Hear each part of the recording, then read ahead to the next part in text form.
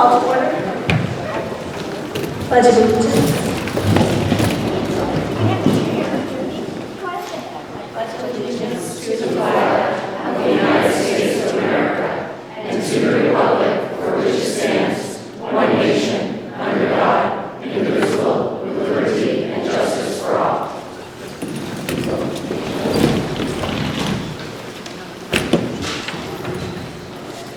Good evening. I'd like to welcome everyone tonight. Roll call. Jesse Key. Haley Kieser. Here. Chris McLaughlin. Here. Stephanie Euler. Here. Deb Koalas. Here. Shannon Knowles. Here. Grace Kelly. Here. Eva Benjamin. Here. Thank you. Do we have any agenda adjustments tonight, Micah? Yes, just one. We'd like to add as letter E under new business. Hermon Sports Complex update. And that will be by Mr. Steve Thomas, who is the chair of that committee.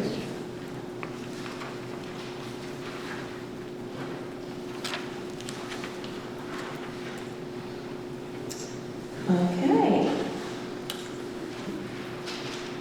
Item 3, approval of the minutes. Oh, I have to vote on it? Oh. Okay, well, give me grace tonight, everyone. This is my first night.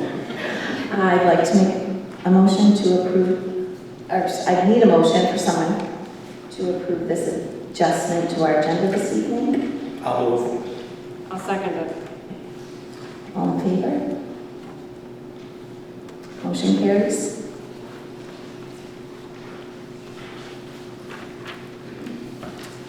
We'll move on to the approval of the minutes from our October meeting.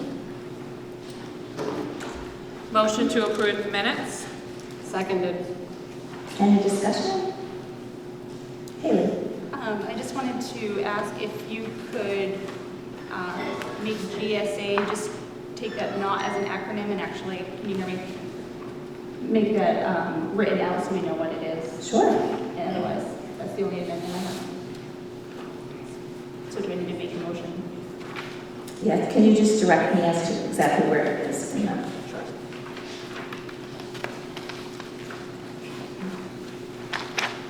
Was it listed as one of the, oh, I see in that other section B, item 5.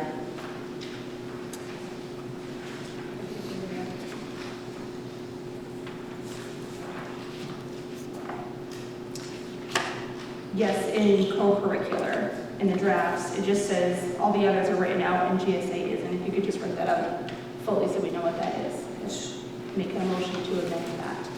Report. So I make a motion to amend the draft, section B, GSA, to write out whatever that is.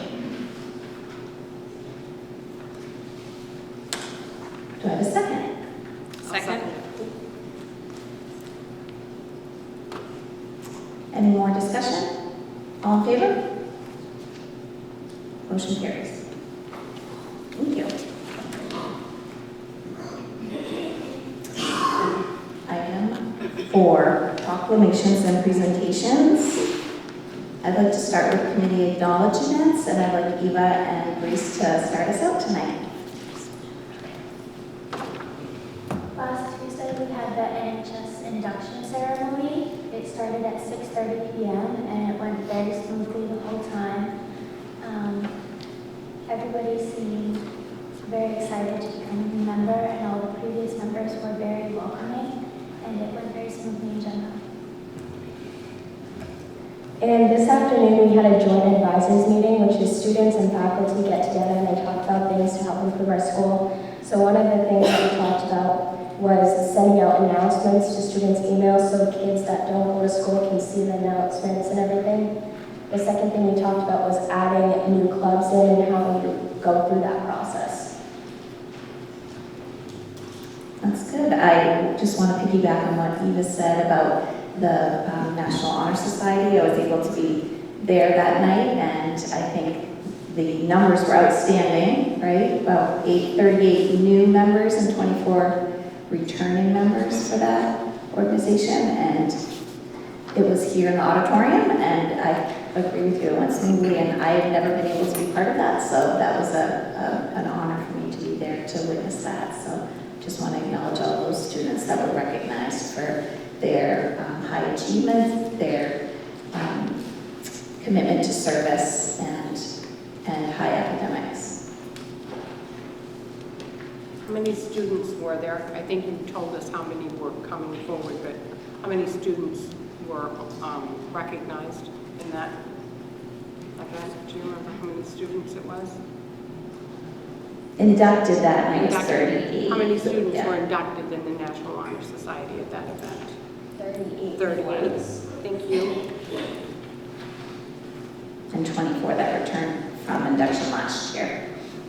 Yeah, so it was turnout. Mhm. 37 of the new members were present, so that was really good. Oh, That's awesome. Great. that's right, Thank one you. was not. Shannon, did you have anything? Anything else, Deb? Haley?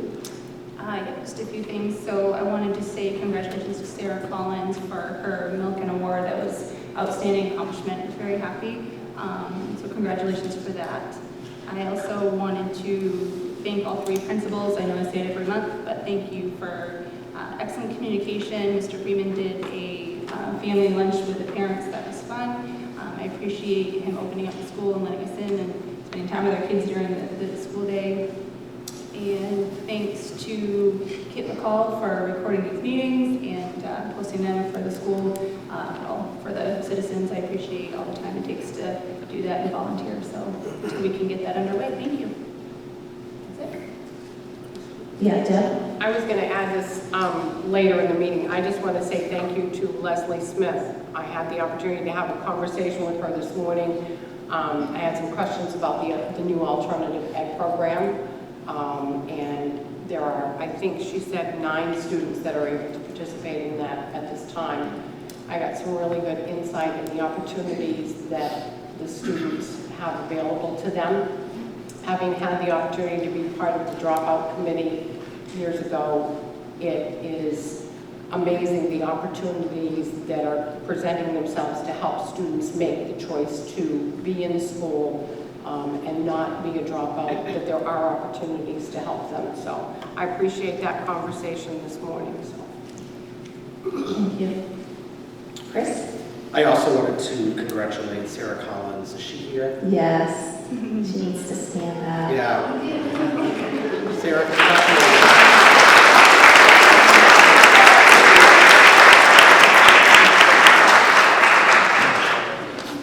And on a different note, I wanted to just acknowledge that the Hermon community experienced the death of a young person last month. And while not a student here, I want to thank Mr. Freeman for the quick crisis response for the middle school and the staff and students who may have been impacted by that loss. So I just want to acknowledge that.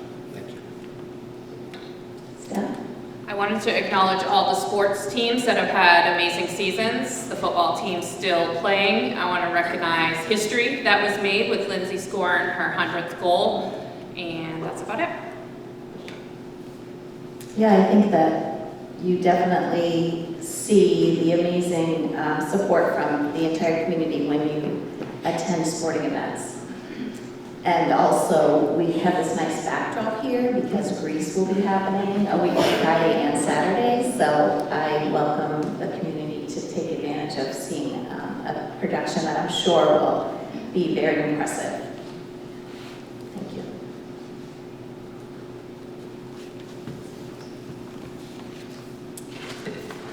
All right. We're moving on to item 4B, public comment. Thank you all for coming tonight. We are about to convene into public comment period of our meeting. While state law and Maine requires a public comment item on agendas of a full meeting of the school committee, we also believe it is crucial for us to hear from our community members about their concerns and issues, and so are pleased to have this on our agenda tonight.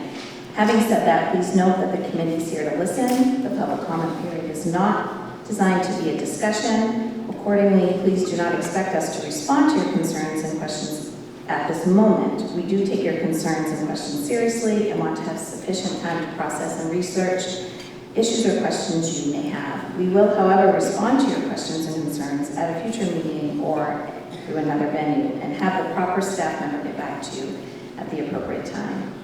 At the outset, we ask that speakers identify themselves with name, town, and residence. I also want to point out that per our policy, we're unable to entertain any comments or questions about school personnel or specific roles. Please know, however, that we take personnel concerns very seriously. On those matters, we would ask that you go through the appropriate administrative channels. The committee will now entertain public comments from our community members. We have a list here of 10 people. Each speaker will be allotted 3 minutes. Our first public comment will be from Judy Harrison.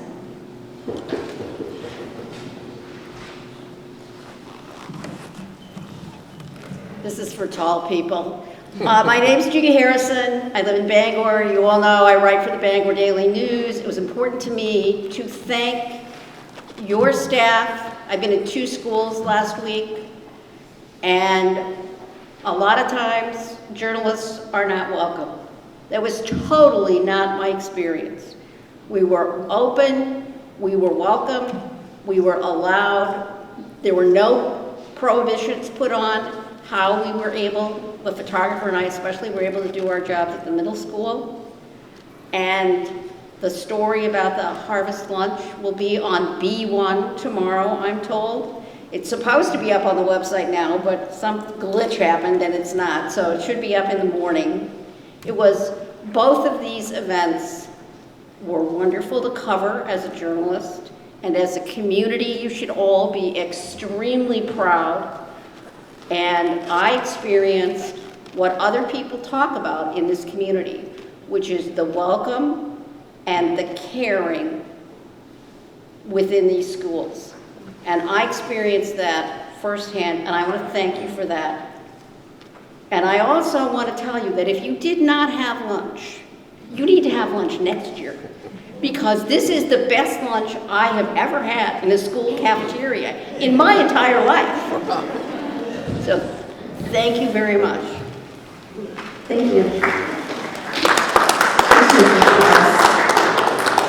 Our next speaker is Deb Lanchel.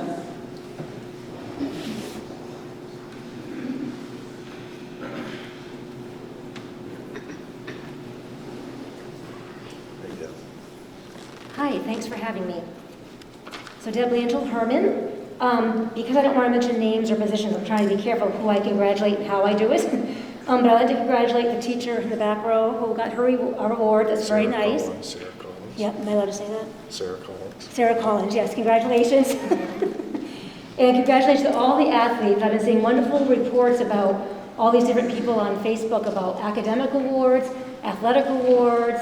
I mean, all these different wonderful positive things happening in our community, in our schools, that just warms your heart when you read it. So I hope it keeps coming. And of course, good luck to our sports teams that are playing this weekend and further on. I hope they win, go Hawks.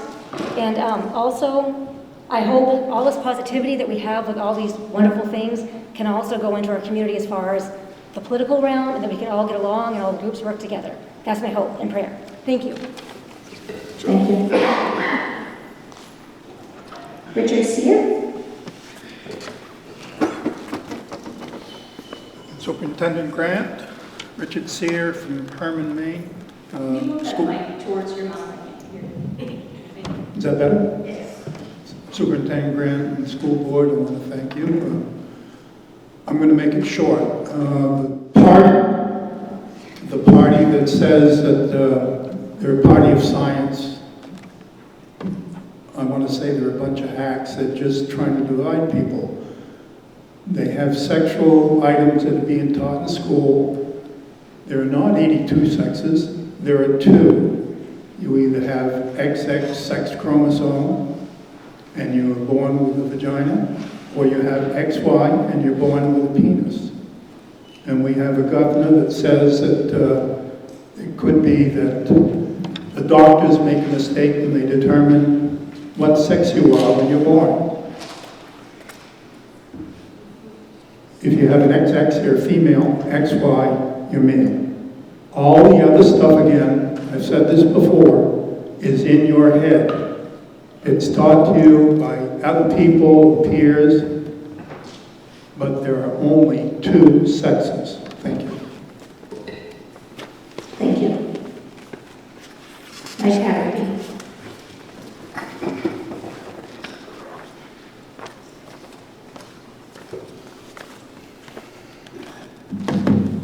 There seems to be a gray area as to what policies apply. Mike Haggerty, Hermon. There seems to be a gray area as to what policies apply to school committee versus subcommittee meetings. What policies trickle over to subcommittee meetings and which ones do not should be made more clear in the future, please. Thank you. Greg Newell.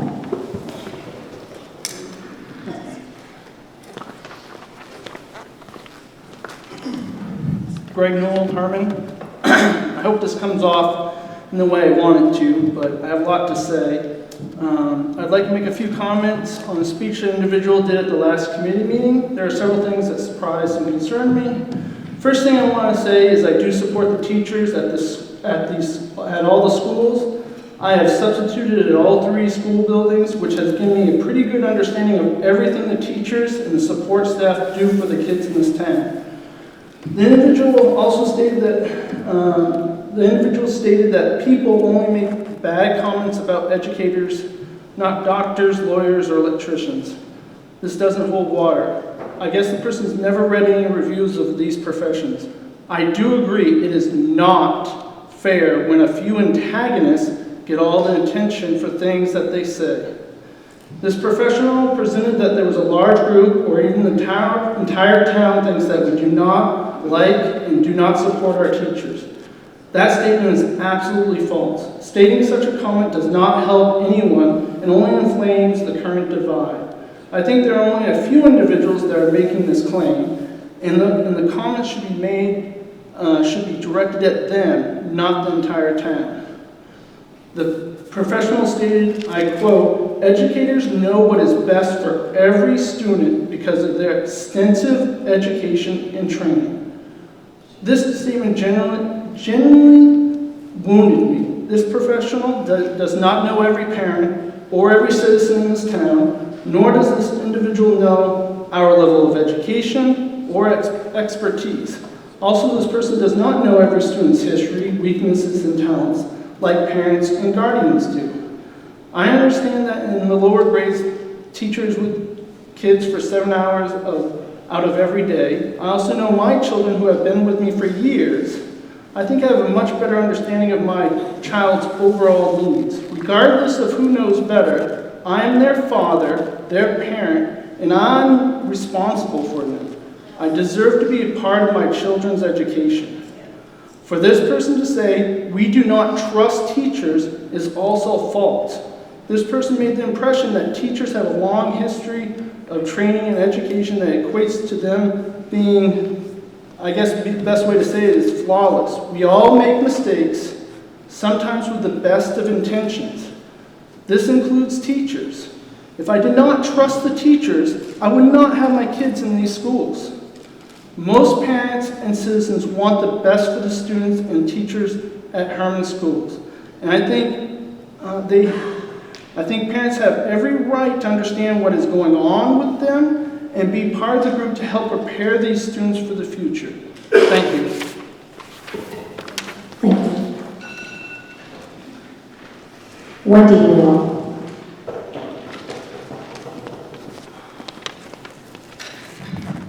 Wendy Newell, Hermon, Maine. I usually watch all the school committee meetings online.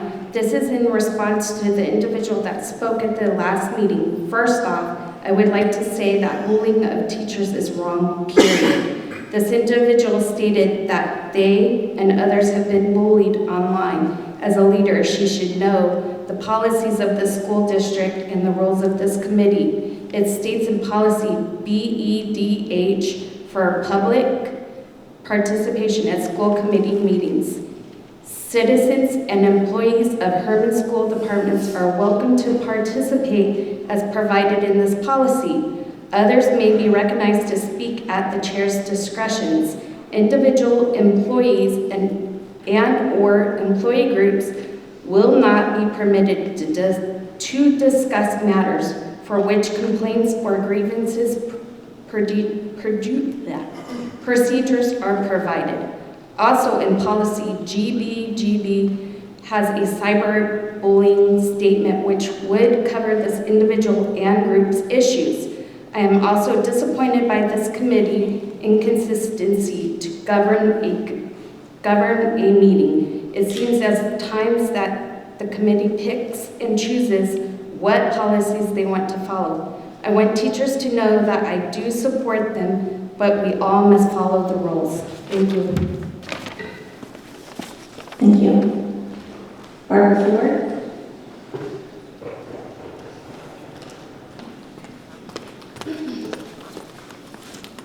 Good evening. Just a second, I have to make this big enough so I can read it.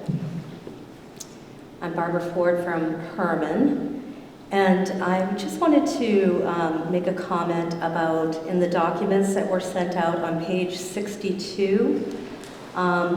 This is referring to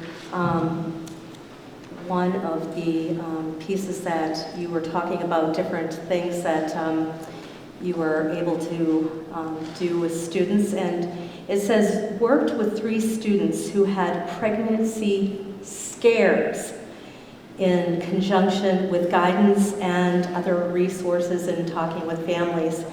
And I think for me, the word scares just really was offensive.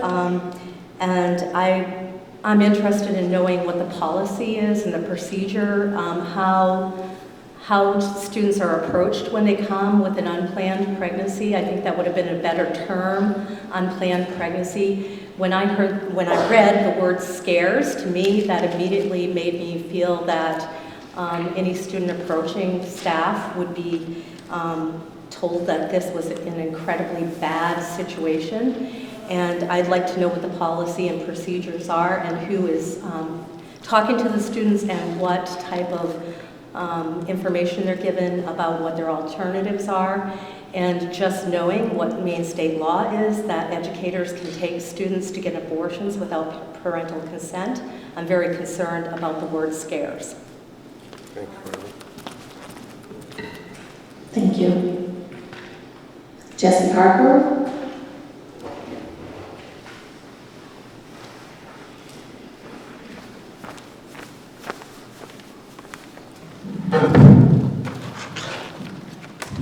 Jesse Hargrove, town of Thorndike. I've been teaching here for over 10 years now. Vice Chair Shorey, honorable members of the Hermon School Committee and Superintendent Grant, thank you for allowing me this opportunity to stand before you. Last week, I submitted a letter of recommendation to MIT, the Massachusetts Institute of Technology. Every year I write a dozen, give or take, letters, and every year I find myself asking, why me? The brilliance, talent, dedication, and diverse interests represented in our graduates is astounding. And it is incredibly humbling to know that despite their exceptionalism, these students have found value in my programs, in our programs, often taking multiple offerings and valuing it so much that they trust me to tell their story, to sell their attributes, and to exalt their achievements, and to chronicle their growth. Each of my colleagues are doing the same every year for a dozen or students more. November has been a showcase of Hawk talent. Numerous fall sports teams represent Hermon in playoff competition. If you looked around the crowd as I did, you noticed staff from all of our schools, cheering on the athletes, celebrating success, consoling in defeat, and honoring their competitive spirit. And in case you haven't heard, the musical will be opening next week. I guarantee you I will be there, standing in ovation when the lights come back on. We are the community's students' biggest fans. These events are our idea of a family outing. And we fork over the small mortgage and MPA gate fees to dress in blue and gold, and we are the first to buy Hawk cards and wreaths to support the different clubs. Reference requests and fandom don't translate well to other professions. Have you ever considered asking your accountant for a letter of recommendation? or invited your child's dentist to a performance. Yet these are norm for educators, almost expectations. There is no gratuity or bonus, if lucky, maybe a thank you card or a visit years later when the student is older, wiser, with more stories to tell about adulting. There is no reimbursement or tax deduction for being a superfan. We do it because it's just the right thing to do.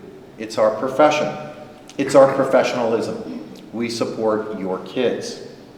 On September 18, 1787, Ben Franklin was exiting the last day of the Constitutional Convention. He was approached by a Mrs. Powell of Philadelphia who asked, "Well, doctor, what have we got? A republic or a monarchy?" "A republic," he said, "if you can keep it." Over the past 10 years and more, I have worked with colleagues, administration, and the school committee to build a dynamic school community. Together, we created a free market of ideas as students embark on a choose-your-own-adventure model through social studies. We've expanded our course offerings, including 4 advanced placement programs. I hope you will keep this educational community that we have built. Thank you. Thank you. Sean McBriarty.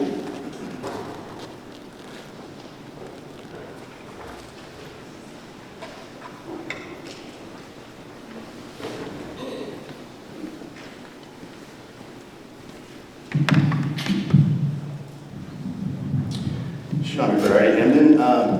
I received phone emails between you, Chairperson Shorey, and Jim Chassey, Hermon's prior superintendent, before his hasty resignation in April. You provided Chassey the concerning RIC 22 book list, including books on pornography, as a guide. You stated, "I think we need to ask our librarians in the district to remove these books from the shelves to be proactive." Included in this FOA request were 2 librarians, Kara Schwartz and Brittany McAllister, who instead coordinated the transgender book display showing Sean, 63 genders. You can't identify people, and this is repetitive. I can speak about whatever I wish. It's repetitive. Please sit down. Ms. Cook, who also quit the Hermon district this summer and who you attempted to sue me about. Remove these books, you said, Chairperson Shorey, but then you stumbled when the children and parents of Hermon needed you most because you didn't provide the employee, Superintendent Chassey, any direction. At the school board meeting, Teachers Union Rep Aaron York, a 3rd grade teacher here, provided Hermon, Maine, more national press by admonishing parents. And now, those of you that don't trust us, you can take your children elsewhere. So she says you can take your children elsewhere. Of course, Maine doesn't have education. Recess.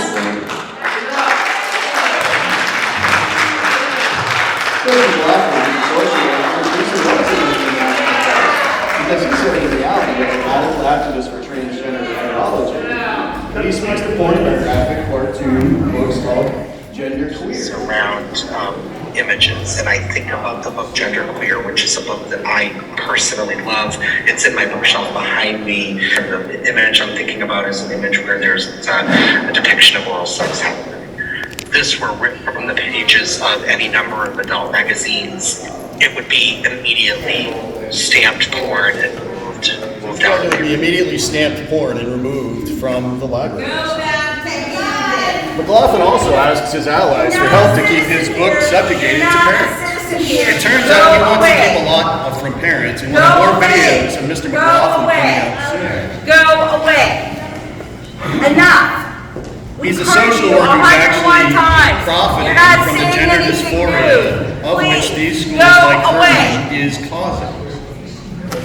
It turns out, again, to recap, this school has IT issues and budget woes, teachers making political videos from the classroom, educational assessment concerns because 56% of Mrs. York's 3rd grade class are below or well below the state guidelines in math. 56%. Teachers are pushing porn books on students. He doesn't have to. There's a poor superintendent and board leadership. The teachers union is telling parents to go elsewhere, as you heard from Mrs. York. We have heard this. A school board member who profits off of gender dysphoria. An upcoming loss in another precedent-setting First Amendment case, which I will win and probably take $250,000 from taxpayers, and more negative press for Hermon. Quite a list you have there, Madam Chairperson. I'm not sure why any Hermon resident, or frankly any resident of Maine, would want their child to be subjugated to this type of situation in Hermon or any Maine K-12 school. Thank you.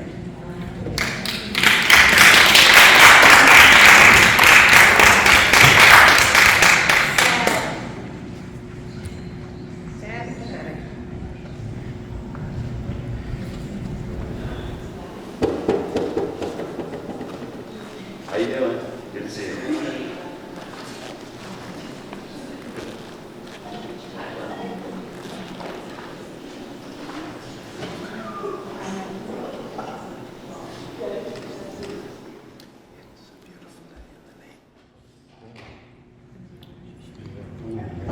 Don't you care to stay and watch the rest of the meeting? Oh, I'm gonna go get down some more video.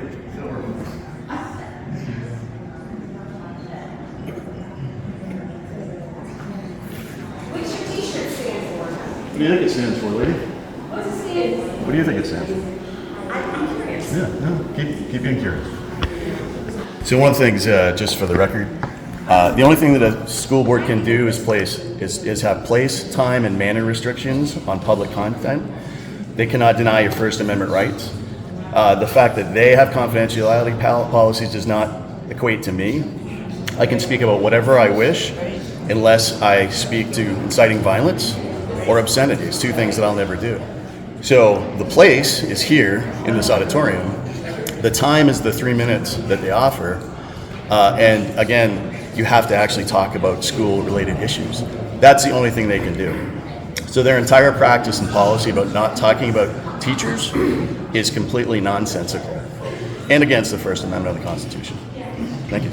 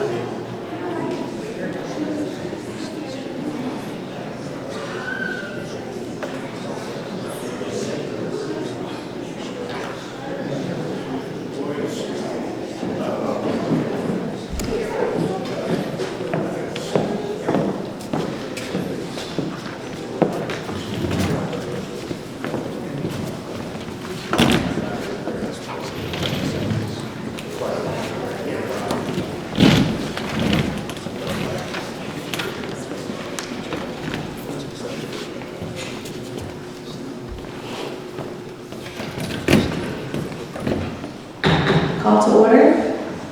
We have one more public comment on the list. So I just want to be clear, you willfully withheld my First Amendment rights to free speech, just to be clear. Thank you. Josh Henderson.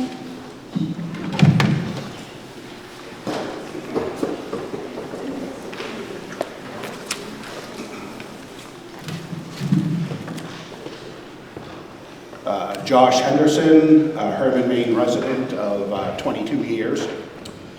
Thank you, Vice Committee Chair Shorey, Superintendent Grant, and other members of the committee for the opportunity to speak here tonight. I'm a parent of 2 children that attend the Hermon School District, one in middle school and one in high school. I am speaking tonight as an individual. I have no membership in any secret groups. I am not a member of a posse, and to my knowledge, I am not a nemesis to anyone.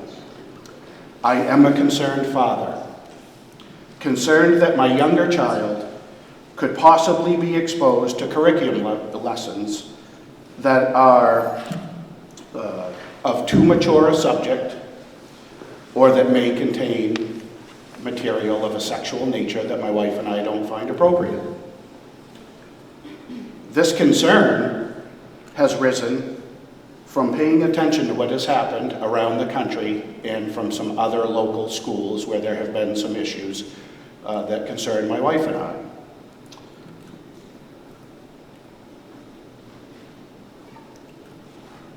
My concern, and my wife's concern, is not an accusation to any teacher or administrator in the Hermon School District.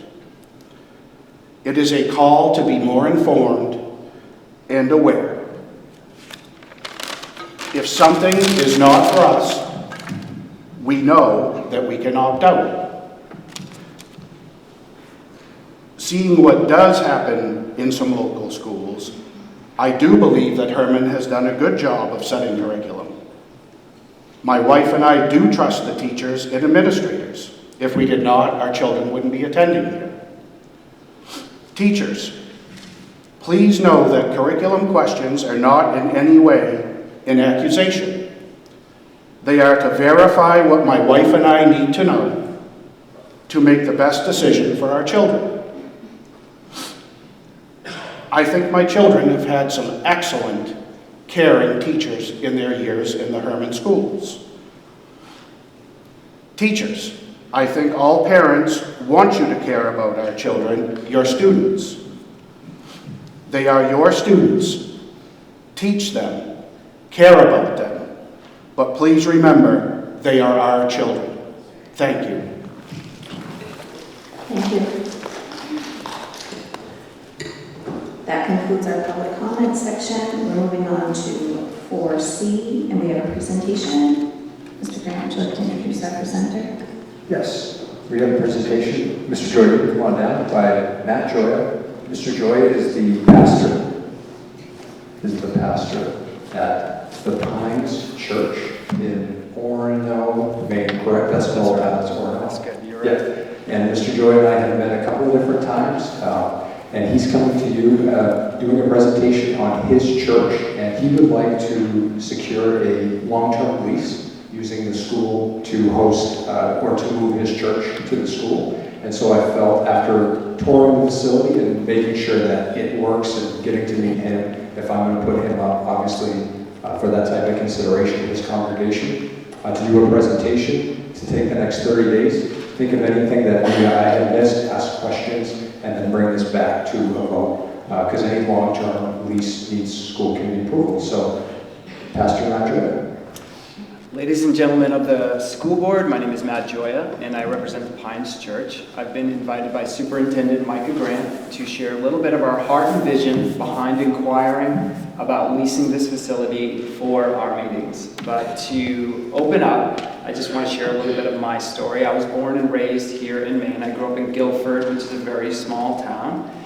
Go Pirates. I'm not going to tell you when I graduated, but I did. And like many Mainers, when I graduated, I joined the military, put it in my rearview mirror, and made a life for myself out in Colorado. I went to school, got a career, met my wife, had a family, and then during the pandemic, I found myself asking a lot of questions, as I'm sure many of us in this room started asking. What is the purpose and the meaning of my life? And my wife and I decided that we wanted to make a bigger difference in this world.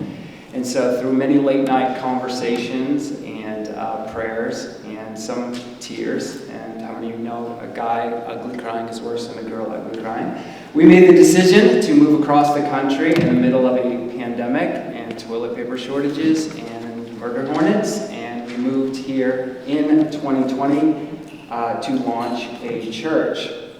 So the question is, why Hermon? We fell in love with this beautiful and budding community, and we were looking forward to sharing our lives with neighbors and friends that we have met here. We also did a little bit of research. Hermon is actually the 49th largest city in Maine. I don't know if you knew that. And I do use that word city loosely.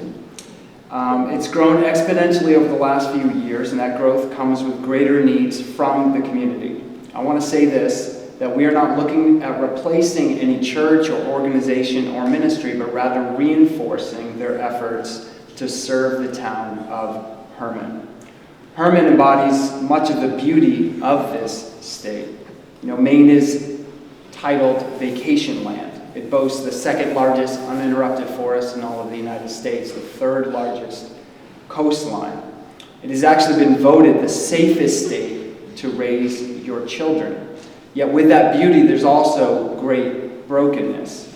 Maine ranks in the top 10 of opiate addiction and overdose, top 10 government assistance, top 10 divorce rate, and top 20 suicide rate. So I just want you to think about that for a moment. It's the safest state to raise your child, but one of the highest likelihoods that they could get addicted to opiates and overdose. I see the church as redirecting that trajectory. We exist to connect people with God and everything that He has for our lives. We want people to know that they were created on purpose for a purpose. I believe it was C.S. Lewis that said, every single one of us have been created with a God-shaped hole. And no amount of sex, status, or stuff will ever be able to satisfy that longing. Only a relationship with God and understanding your intrinsic value, that the greatest ransom in the universe was paid for you when God sent His Son. The Bible also tells us that purpose in a man is as deep waters, but the man of understanding draws it out. We want to come alongside this community in helping excavate the purpose that God has placed on each and every single person's life, whether that be in the arts, education, the medical field, or the trades. We're also extremely passionate about families. Families are God's idea, and we want to help position marriages and families to flourish in this community. As we studied your website and got to know you over the last 2 years, we found that our values are consistent with the ethos of the Hermon Hawks culture. Purity, passion, power, honor, integrity, and excellence. So these are the details of what we're asking today. We're asking that we could have the theater, along with 3 other classrooms in the cafeteria, Sunday mornings from 7:30 a.m. to 1 p.m. We are also asking for a year-long lease. In closing, I want to assure the board that if given the opportunity to lease the facility, we will be good stewards, always striving to leave things better than we found them. In addition, as a sign of good faith and our willingness to partner with you, we'd like to offer above and beyond the asking price that we discussed with Superintendent Micah Grant of around the $600 to $700 range and round it up to $1,000 a month. I would also like to personally invite each and every single one of you, along with your families, to visit our church in Orono at Spotlight Cinema any Sunday to see firsthand what we are all about. Ladies and gentlemen of the board, I want to thank you for your time this evening. Thank you.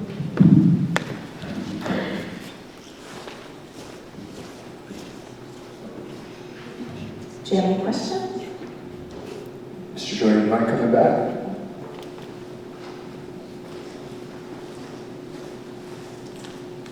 No, I don't want.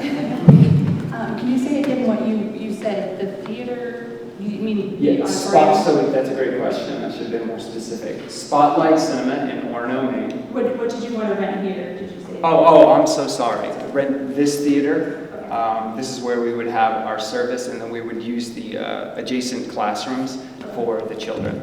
And did you say kitchen? I was trying to write it down. I didn't say kitchen. I said cafeteria, though. Okay. I did say cafeteria, 3 classrooms, and the theater. Room 155, which is across the hall, is those used to be the computer labs, and so those are the 2 rooms. That way, one of our, and Pastor said this when we met, not trying to avoid classrooms where teachers' stuff is, and where we would run into privacy issues. And so those 3 spaces would allow them to not disrupt classroom education material, teachers' desks, right? That would be very minimal, for that. That was obviously one of our primary concerns when we looked at the space. And then the other concern that we have, and I didn't slap his hand or anything, but there's a lot of money back there in that sound booth, and so they would be bringing in their own sound system because just that there's just a lot back there, and so that's something that we also talked about. So you won't need staff or anything like that? No, we have a team that would be able to set up and tear down. We would just need to come into the building and then exit, and we'd be using all of our stuff. We set up and tear down. That's kind of the norm for us. And we would charge him a fee for spot cleaning, so having somebody come in behind him and checking and making sure the space was clean to the just like we do for our sports. This is our expectation for cleaning, and we have somebody follow behind to make sure that it meets that expectation.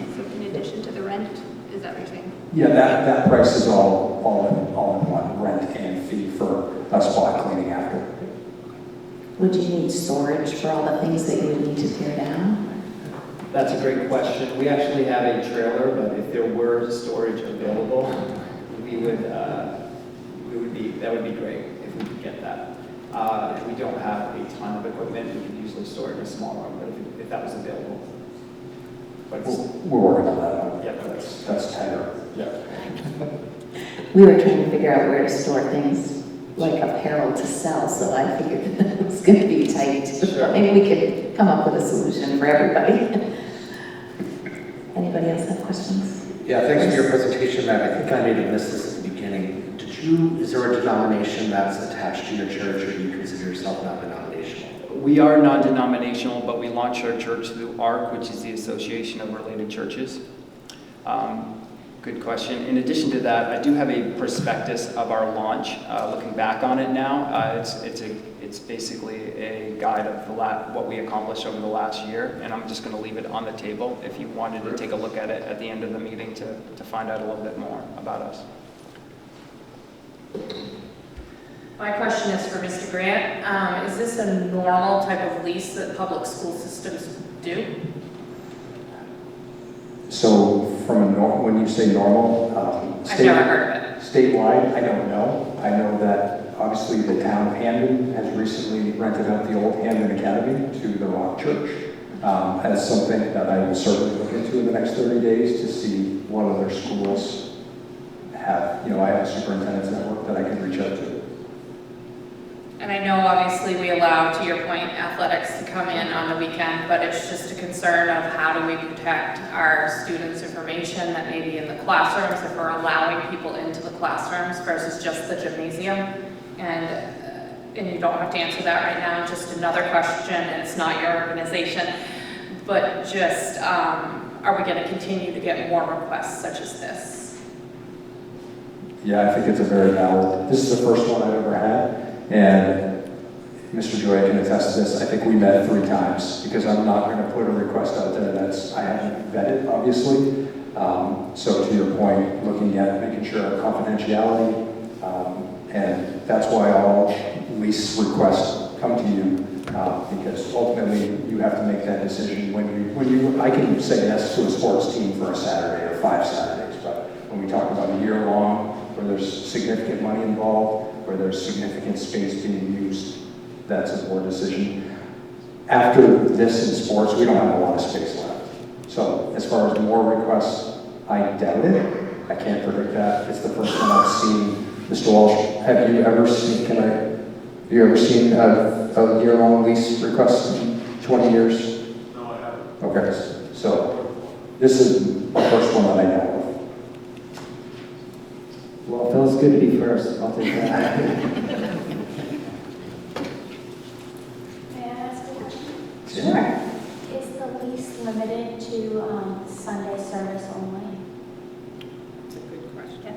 Yes, it would be within that block of time that he's requested. And he could do just like any other organization. He could, like a basketball or a field hockey or a boys club.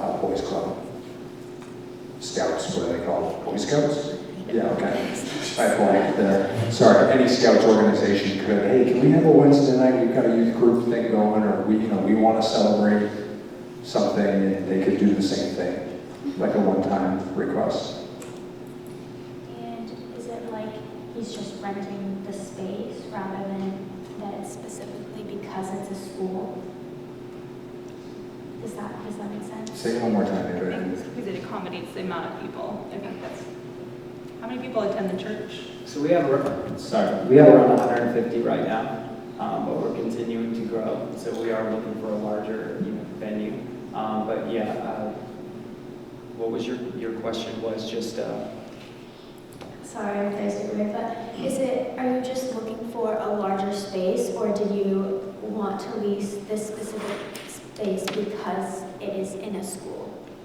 Well, so it's interesting, the organization that we planted through ARC, over 50% of their churches start in schools and theaters because it's a model where you set up and you tear down, so you don't have to come under a large mortgage, so you have a lot more freedom and flexibility there, but that's kind of the business side of it. What I was trying to make the correlation, yes, we are growing and we are looking for a larger facility, but my wife and I live here in Hermon. We have kids that attend here, and so we just want to dig roots into this community and into this space, and we want to help the families that are living here while we're here. And so we just felt like it was the perfect marriage of we're growing and budding, and there's a facility here to be able to be used, and we can get to know the people of this facility, of this town, to a greater measure as well. So Matt, this is not in addition to your Orno space, this is instead of? Correct.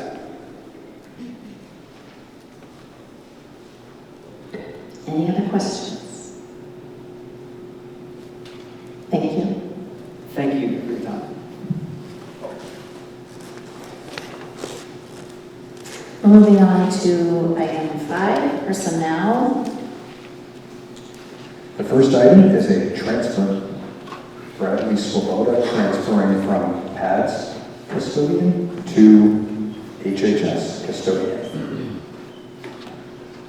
And they usually request votes for transfers. Oh, okay. Yes, sorry, yeah, our motions for transfers. Thank you. Can I get a motion for transfer? I'll second. You're first. I'll first. Seconded. All in favor? Or is there any discussion, sorry, prior to about a transfer? Okay, all in favor? Any opposed? Abstentions? I'm assuming because it's at the elementary school. Correct. B, employment. Yep, you have 2 people. One is Emily Lundquist for self-contained PADS EdTech, and I know that David and Cindy highly recommend her. Obviously, it's a very nice position to get filled. It's a very high needs position, as you probably imagine, self-contained in an elementary school. So excited to recommend Emily Lundquist for the PADS position. Motion to employ Emily with the PADS position at Tech. I'll second. Any discussion? Any discussion? All in favor? Any abstentions? Because it's elementary. Right. It's elementary. Motion carries. Thank you. The next one is your recommendation for? Yes, for the PADS custodial positions, obviously the position opened at the high school. Bradley's being transferred from elementary to high school, which created an opening at PADS. Loretta comes to us. Loretta Knott comes with, I believe it's 20 years or 19 years of custodial experience in another district. And this position stayed open for quite some time. And so this was a blessing to get someone with experience who knows schools. So I would recommend Loretta Knott for the PADS position. Motion to employ Loretta for the PADS custodian. I'll second. Any discussion? I saw it posted on social media, so I'm glad we found someone. All in favor? Any opposed? Any abstentions? Thank you. Motion carries. So the next section is C, all the extracurricular positions, but those we're not voting on. We're just sharing information about those listed below. Are there any questions or about the extracurricular positions. There's only a couple of new people to those positions. Next item is 6, old business. Excused absence of school committee members. I think everybody was here last time, so we don't have any. And we're moving on to policies. We're looking at policy BDD and KDD for second readings.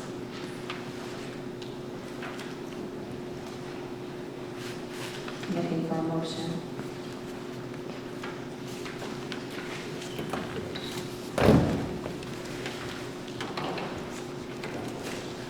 Motion to approve BDD and KDB. Is there a second? I'll second it. Any discussion?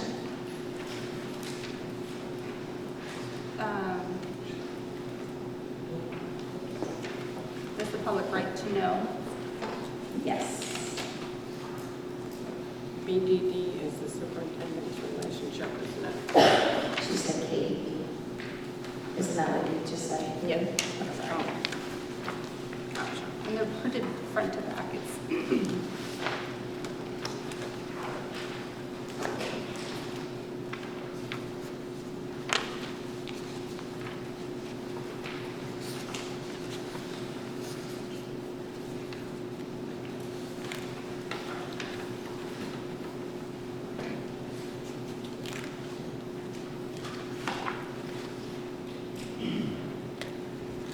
Did you have a question or concern? We were just trying to find it. I was just making sure, I was checking over my notes, thank you for the time. Just when it came to the fee for $25, that, it didn't have to be that much, right? It could be, I think the law states up to, is that right? Yes. Yeah, up to, yes. Is there a particular reason we're going with the max amount? That covers the cost of, actually it doesn't, but it's close to covering the cost of a single hour of work for our employee to do the work. So if I pull somebody to do the work after the first 2 hours, that helps cover that cost that they would otherwise be doing school-related work. So the first 2 hours are at no cost? Correct.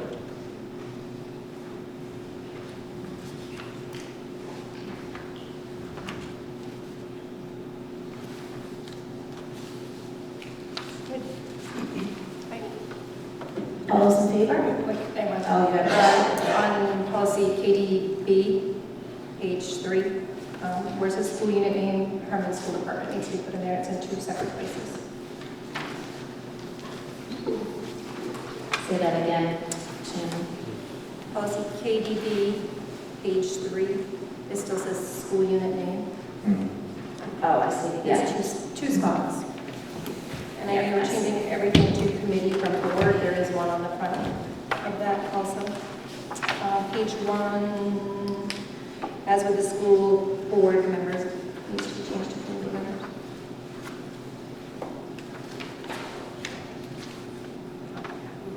There's 3 in total.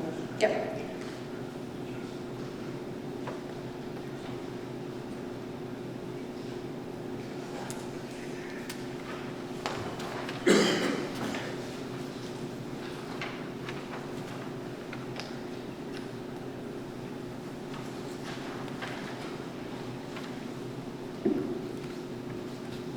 I'm looking for the third one. Which page? Is that first or second page? Because the 2 are on the third. 2 on the third. On the first page is actually just changing the word board to committee. And about a third of the way down. I know. You look right. You start to, your eyes cross. Right. Yeah. School committee, got it.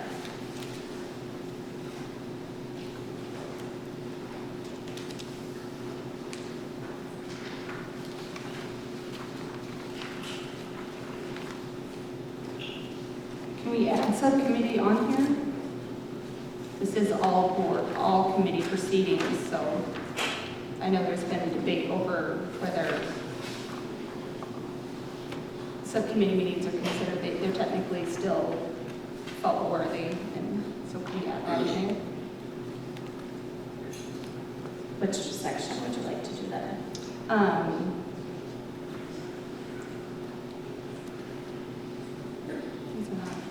This is page 1. At the bottom it says, all committee proceedings shall be open to the public. So do you want to deem subcommittee in there or as regular and subcommittee, or do you saying proceedings?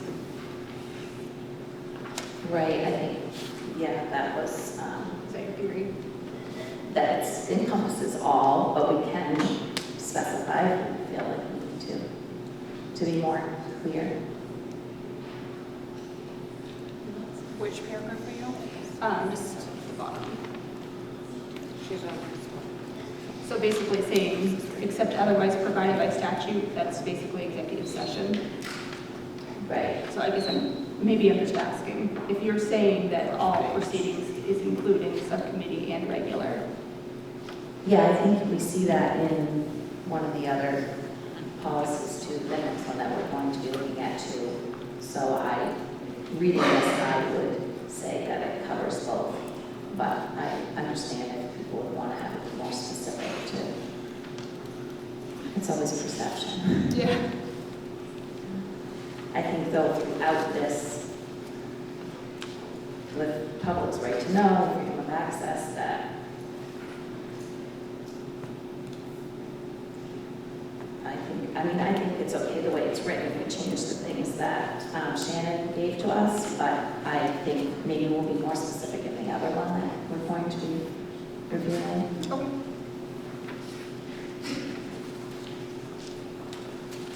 So I guess we'll need to retract our motions and start.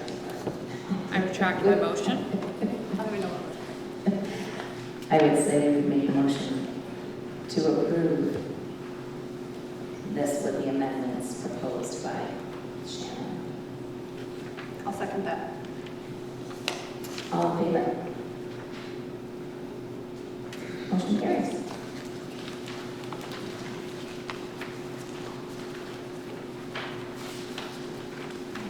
All right. Next, we're moving on to C, 2022-2023 school committee goals.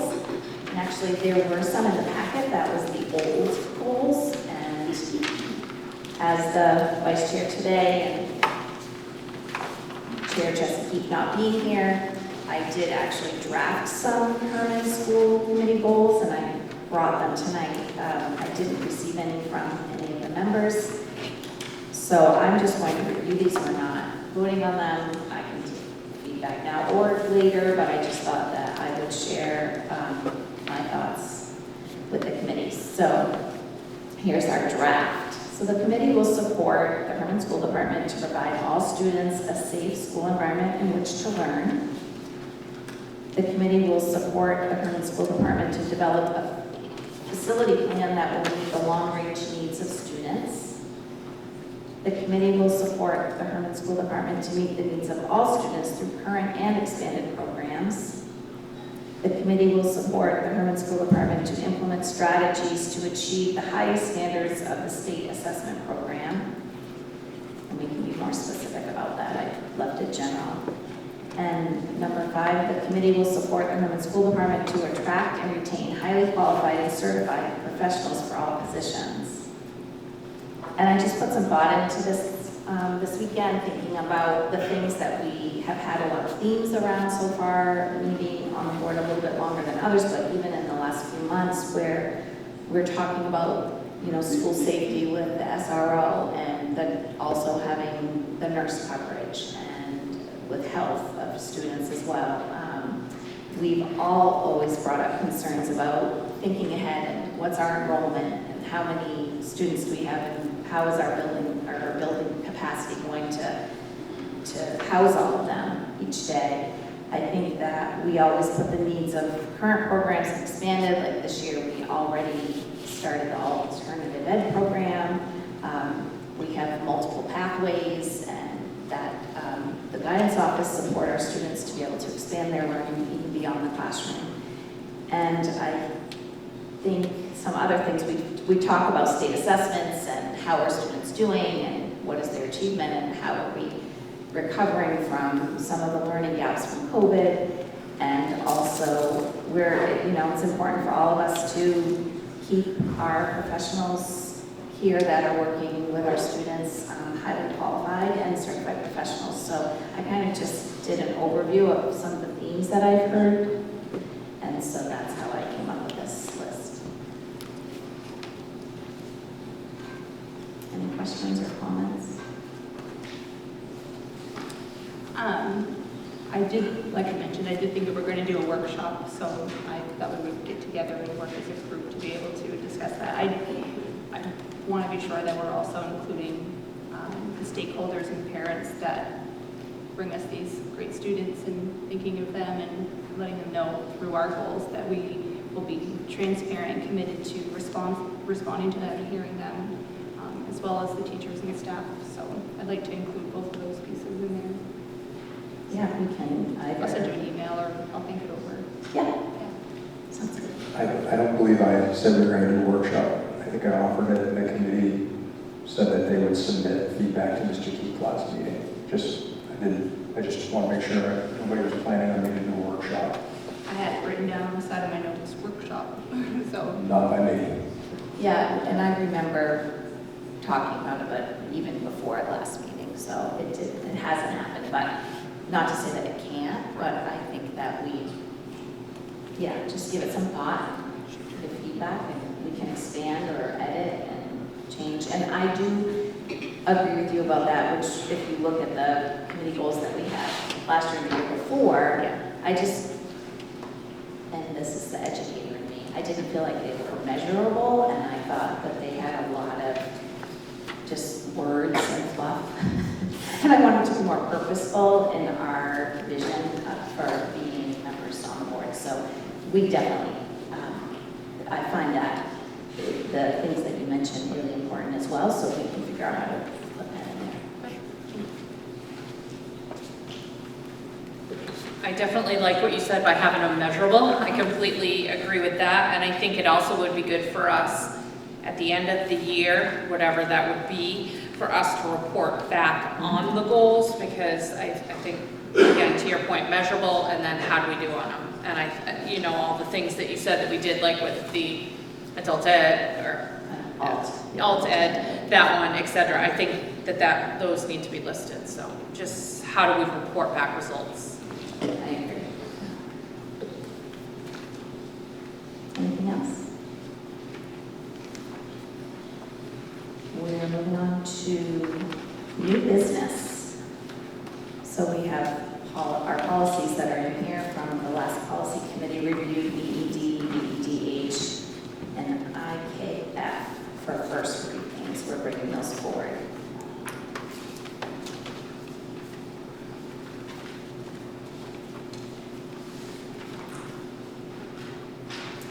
I'm looking for a first motion, a second, so we can have a discussion.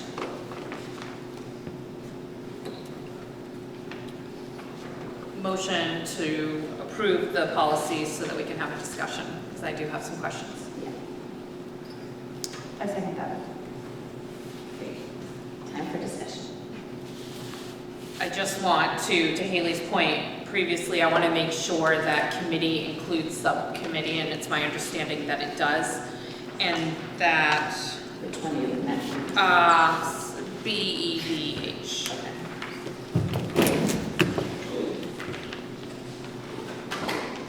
And that if I understand correctly, it would be run similar to how a meeting is now, would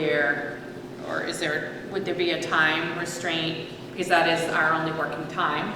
So if, 60 people showed up to speak for 3 minutes, that's 3 hours. So would there be parameters around how long the public could speak?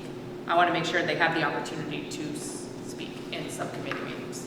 Yes, I think that in the, Just trying to find it. I know, It's at the bottom of page 3 on BEDH.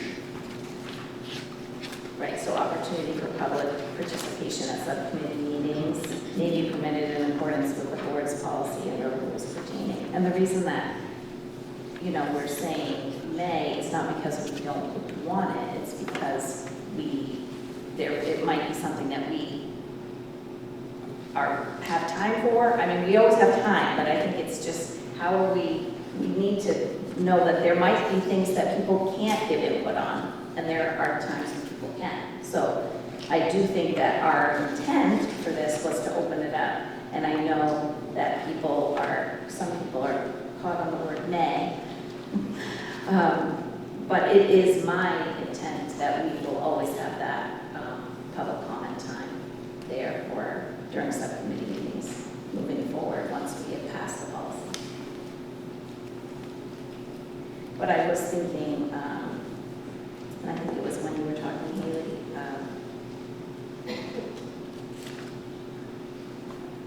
some of this, so it does say subcommittee there, but then in others it says just committee. So is that the part that you were thinking is confusing? And like I said, when you look at this 20 million times, your eyes just start to cross. Yes, and you have many renditions, so it starts to get very overwhelming, I understand. So it's no secret, everyone knows that subcommittees are where we do a lot of our work, and that I've been a huge advocate for all voices to be heard at those meetings and to have the opportunity. And one of the things that I had learned at the training last week from the Maine State Board Association was that they always post an agenda and they always include public comment in case some of their board members show up, and then they include them in the meeting and welcome the input. It makes the regular meetings go faster, and there will always be in compliance because they have the public comment on there if they meet their quorum. And I think that just streamlines it, and transparency makes everybody feel included and welcome and have a voice. There's no reason not to, I guess.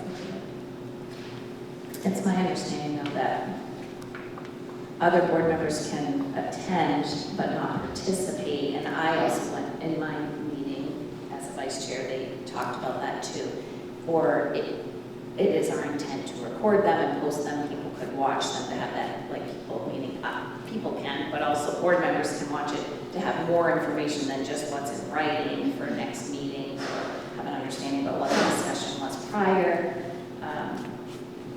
So that might be just a little, like my interpretation of it is different than your interpretation of other board members participating. Schools do that, so why?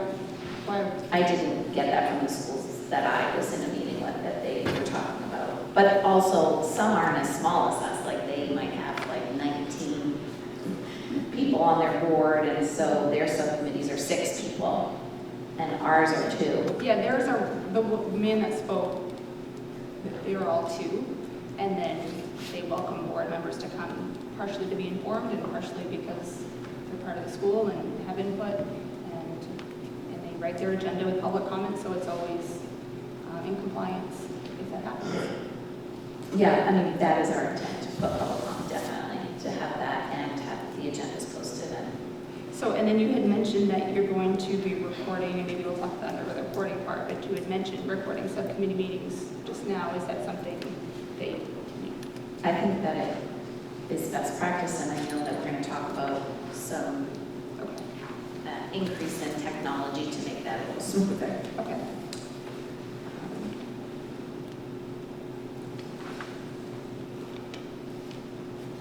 Did you have any stuff? No, that was just my biggest concern, but you've got it listed there for the subcommittee. But I understand where it says like committee throughout, but then the last part is about subcommittee. So I was trying to remember, Deb, if you can help me, from the meeting, did we add that for subcommittee to cover subcommittee, or should we be? We did. Yeah. Okay. This policy speaks to committees, but then there's a caveat for subcommittees to have public comment at the discretion of the chair. And the way we talked about that in our meeting was having a public comment period at the beginning. And that way you can hear from the public, and then hopefully it doesn't take 60 people at 30 minutes a pop, and you're on your business after you've had the opportunity to hear from people during public comment. And I think that if we only have a certain amount of time that particular day,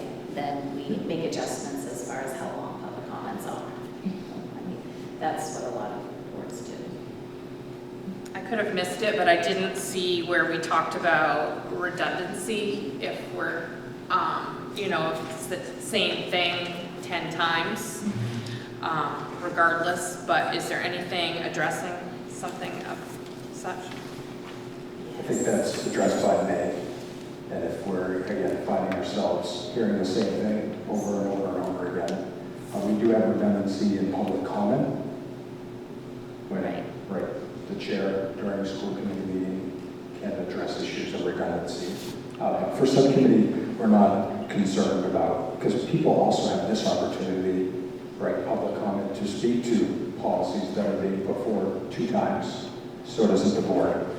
So that, you know, people can address the committee regarding policies. So I don't think we as a subcommittee are terribly worried about the public comment period during subcommittee meetings. Just, it's a nice way to have something structured in place, hear from the public, the few that show up, and then move on to discussing policy.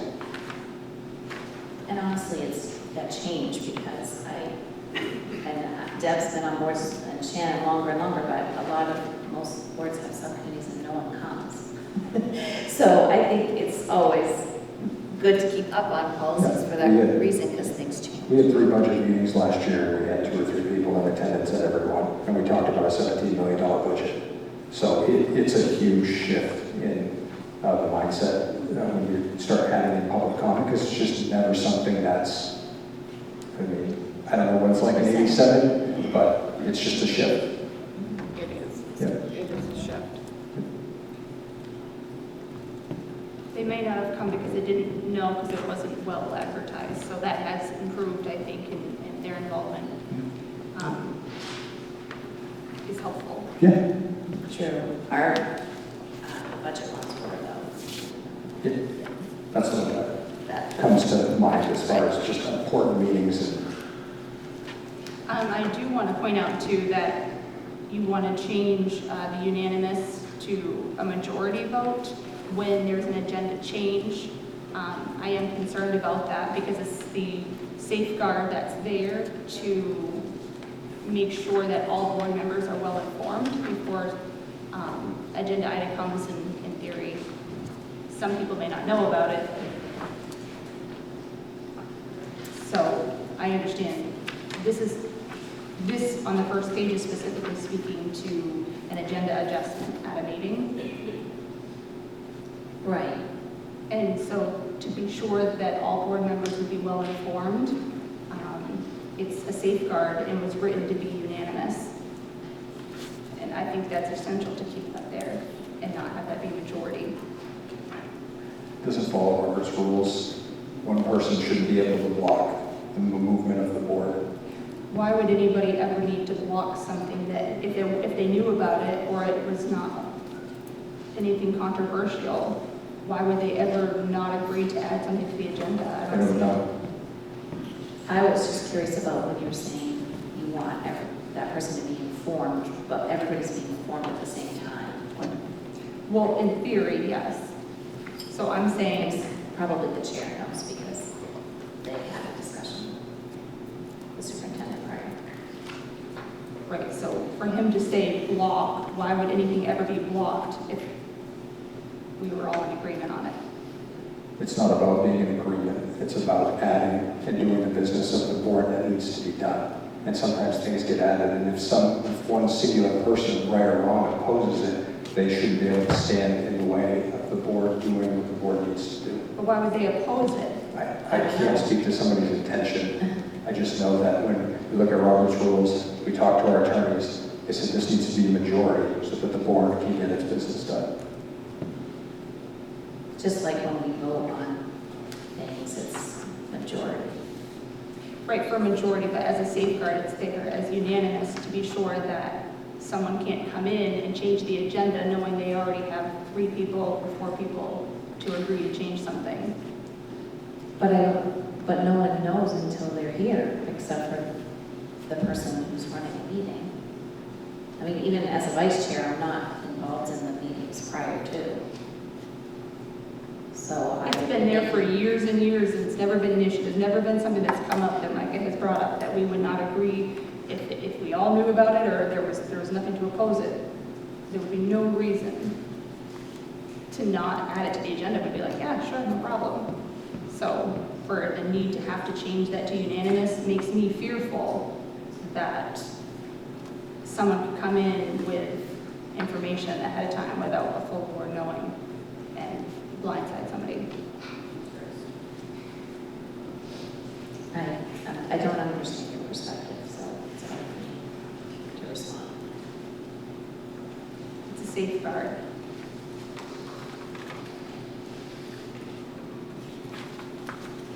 So what are you suggesting? To not strike it out and keep it as is? Just that line, yep. For the agenda adjustments to be unanimous.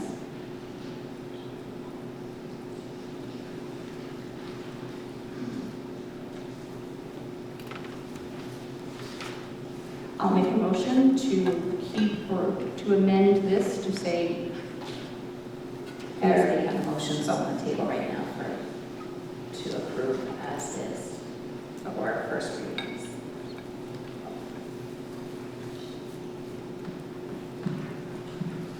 Oh, so we discuss it not as is. We are discussing, so we would have to change our motion because you made a motion to accept the. And then We catch the as is part. Well, I mean, we're making the a motion motion. was to read it, to read the policies. It is, this is our, First reading on these. When it This is our great, first we had this reading. discussion during subcommittee. Sure. This would have been great. right, so we can approve it for first reading and then have more discussion in And the then have policy. to go back to the subcommittee. We've already done that once. Not for this. These is only a first read to these policies, so they can go back to the subcommittee. Yeah. BED and BEDH just came back from subcommittee for the second time. We tabled this last time. Well, we actually, right, we tabled it so it didn't go through for first reading. That's why this is first reading. Right, so this is technically. Point of first order. reading because we did No, the first. there is no reading point last of time. order, but I will call on you if you want to speak. It really is a point of order. Nope, there's no point of order from the people in the audience, but I will, if you want to have a chance to speak, I will let you just a minute. I want to figure this out. So this is the first reading, and we can, it obviously goes back to subcommittee for more discussion, and then we can. But I can't talk at subcommittee. So we just keep going around and around, like. You can sign up for public comment. We are past this to be able to do that. Right. So, Is that the only thing I didn't hear what Shannon said. She said, was that the only thing? Oh. is your concern that there would be a major agenda adjustment? Oftentimes they are additions, maybe just clerical, that you've hired somebody else, or, you know, we want to hear about the sports complex. Is your concern that it's going to be a major item that we would be voting on and not have enough time to adequately research it? That is one concern, yes. I mean, if there were things like that with the staff, there'd be no reason for us to ever stop the business of the school. It's the only reason that would ever happen is a safeguard that some board members, in theory, could be informed.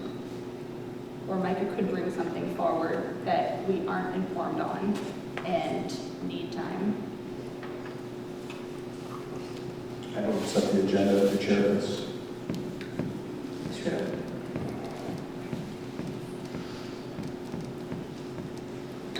I guess I just wonder, at the end of the day, we're talking about the agenda comes out, say, the Monday, we're talking about an item being added a week before, and a major item probably shouldn't be added, and if it did, we would all just vote on it at that time.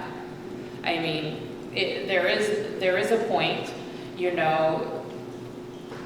This is only on the spot, right? This is only, like, when he walks in, is the only time it needs to be unanimous. Right. That's what I mean. So if, for instance, we didn't all vote on something, you're saying it could impede us from being able to move forward with our business that we need to have. I'll give you an example. Tonight I brought forward an agenda item adjustment. It was to hear regarding the Hermon Sports Complex as by this chair, Mr. Steve Thomas. If there was somebody here that said, you know what, I don't like that project, I've been rubbed the wrong way by that project, that singular person could block that vote. They could. And that's what happens when you have unanimous. Your checks and your balances are in majority. And so to me, that is the business of the school. The school should be hearing this, given the most recent news. But that could be blocked by a singular person. I don't view that as a checks and balances. I view that as somebody wielding unnatural power. There shouldn't be that much power in a single vote. And for me, I just feel that no one would ever want to hinder the progress of the school or information. But it's the same accusation, right? It's the same accusation when you say, I might bring you something that you weren't prepared for. So you're assuming that those people have good motives, but I have negative motives to bringing you something at the last minute. So you're just flipping it. It's any superintendent. You won't be there forever. So someday there'll be another superintendent, other people sitting here, and it's been here for years as a safeguard. To change it now seems... It doesn't follow Robert's rules.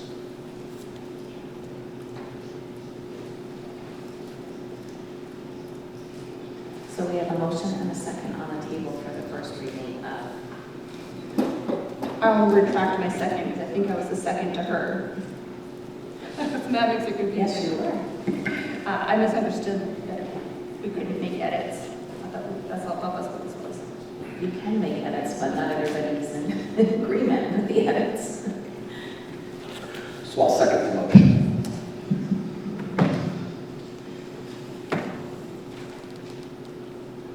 All in favor of moving these policies forward for a first reading?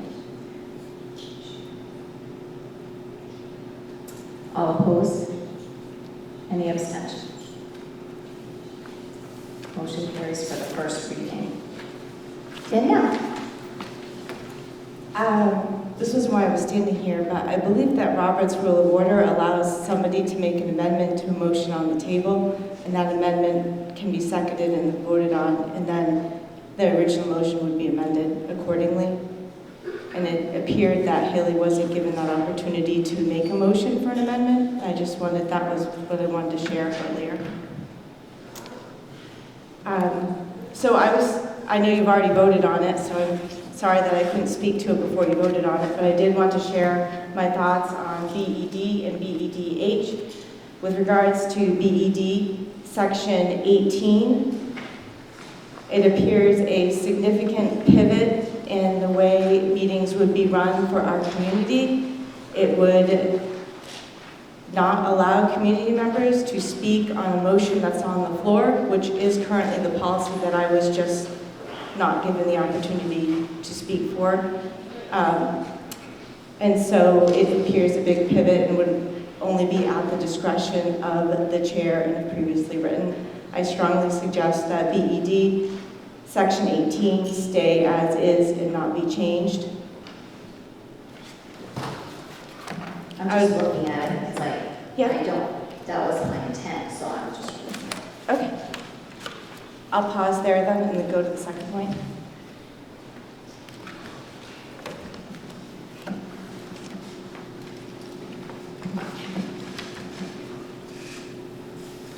So which section of this, in your interpretation, makes you believe that we're not going to allow you to talk at this time anymore?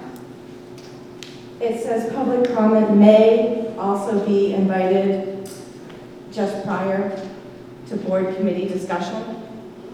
Whereas above, it says persons wishing to address the school committee on an item which appears on the agenda shall wait until the chairperson announces the consideration of such item, at which time they may be addressed. They may address the school committee on that particular item.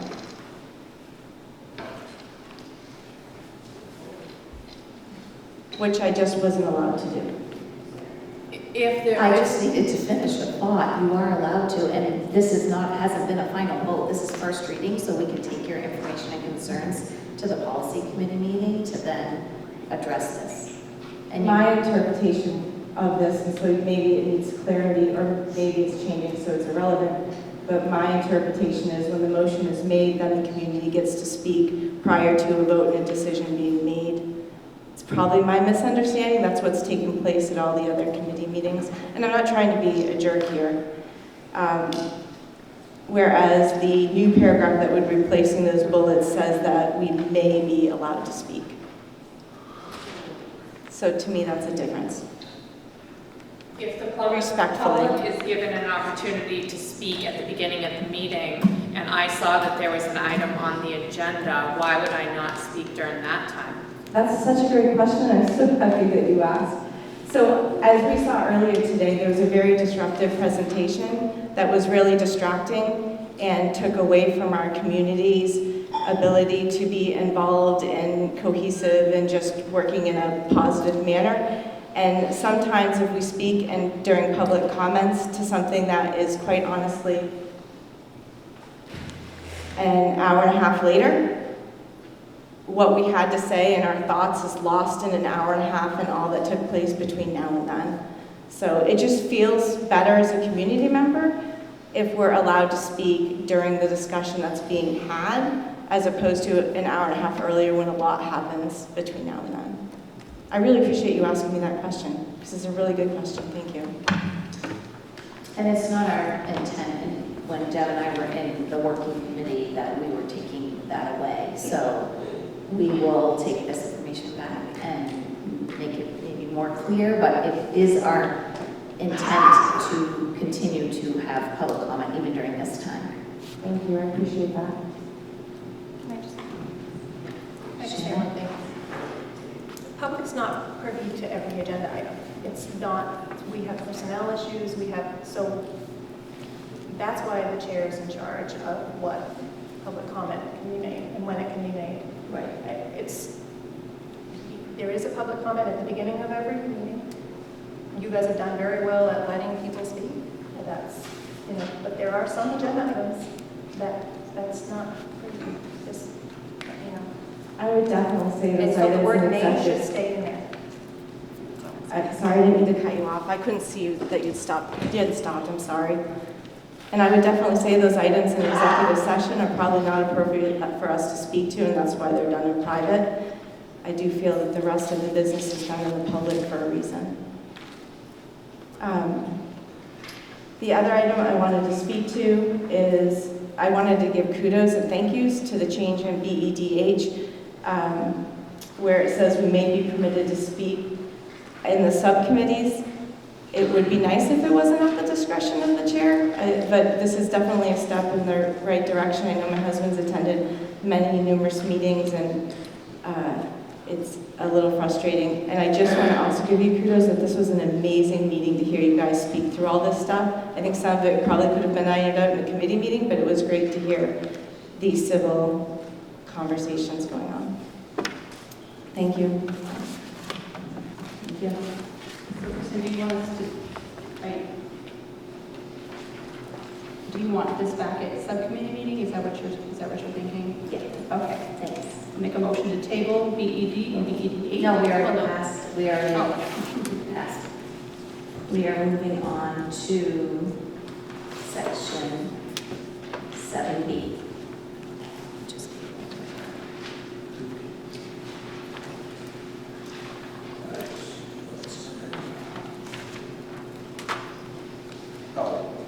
Yeah, so with the boiler bids, I didn't get all the confirmations back that I wanted.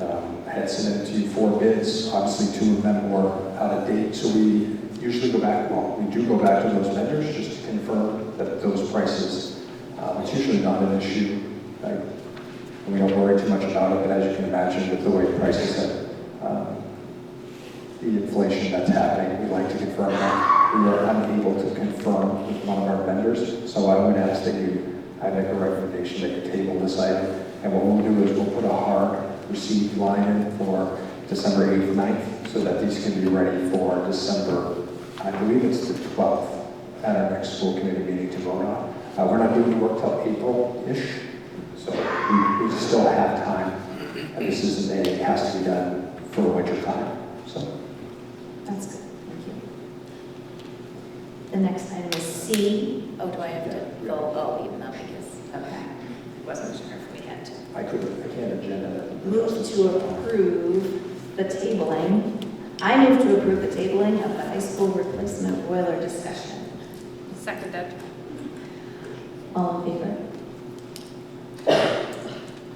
Any opposed? Abstentions? Thank you. The next is C, special meeting date for November 15th. Yep, so on November 15th, I need a motion to schedule a special meeting for 7 p.m. in the JROTC room. Mr. Walsh, is that room 139? Thank you. Room 139. That is for student expulsion. Motion to approve the special meeting date for November 15th. And that's executive session, right? That's how that, do you have to word it that way? Or? Yeah, we have to word it that way so that people can come, just like now, speak, public comments that we wish, that we move. No? Really? No. Stick with my motion. Well, I'm the newbie, so I'm asking. Second. I need a second. I'll second. All in favor? I'm just checking calendar, sorry. 15th at 7. 15th at 7. And we do just Room need 139. So we just need a majority. If one or two can't, I know obviously we'd like the whole board there, but we need 5. Can you explain that to me, though, for the special meeting date, what that's going to look like? So there is no agenda and then public comment, and then we go to executive? So there's an agenda, it's a call to order, then we'll go make a motion to go into executive session pursuant to, it's been a long time, sorry to put you on the spot, it's either student discipline, student matters, student expulsion. We'll conduct the entire hearing in executive session, and then you will come back out and vote. But that does have to have public comment on it, because when you have, when a student anyone who is going to executive session has the right to speak or the right to let the board know their side of whatever. They will do that in executive session. Yeah, People speak in executive session? Confidential. The whole thing is the done whole in executive proceeding session. is in confidence, because it's a student disciplinary matter.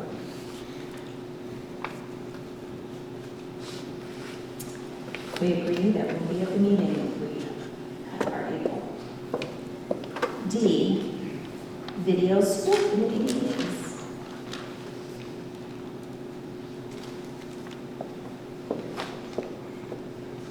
So we've obviously, I've sent to you some videos from the things that we have tried. I'm less than pleased with those. That being said, I was pretty concerned about putting up a good quality. At this point, I'm okay with putting up and would make a recommendation that we start posting the videos despite the quality, and we will continue to work on the quality. I do have a bid for Zoom technology, new camera. It's quite expensive.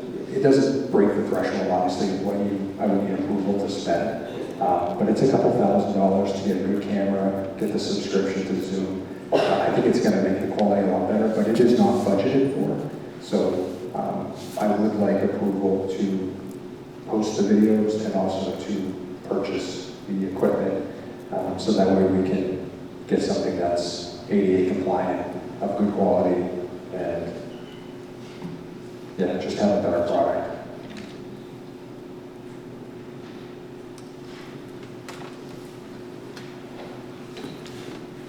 So I'm going to make a motion, but then I have comments. So motion to approve the video recording. I'll second that. Any discussion? Yes. I like the idea of posting it right away. Could we put a deadline, or not a deadline, but a target date to be able to have the updated equipment by? Maybe that would be something that I would ask Mr. Owen and Mr. Wheeler. And as soon as it can feasibly be shipped and installed, we will have it done. And I wish I could say 3 weeks or 7 weeks. I don't know what the backlog is on the equipment we're looking at, but it will be done as fast as we can do it. Could we just still maybe set a target date of January? I know that it may not be possible, but just to have that goal out there, perhaps we have to extend it.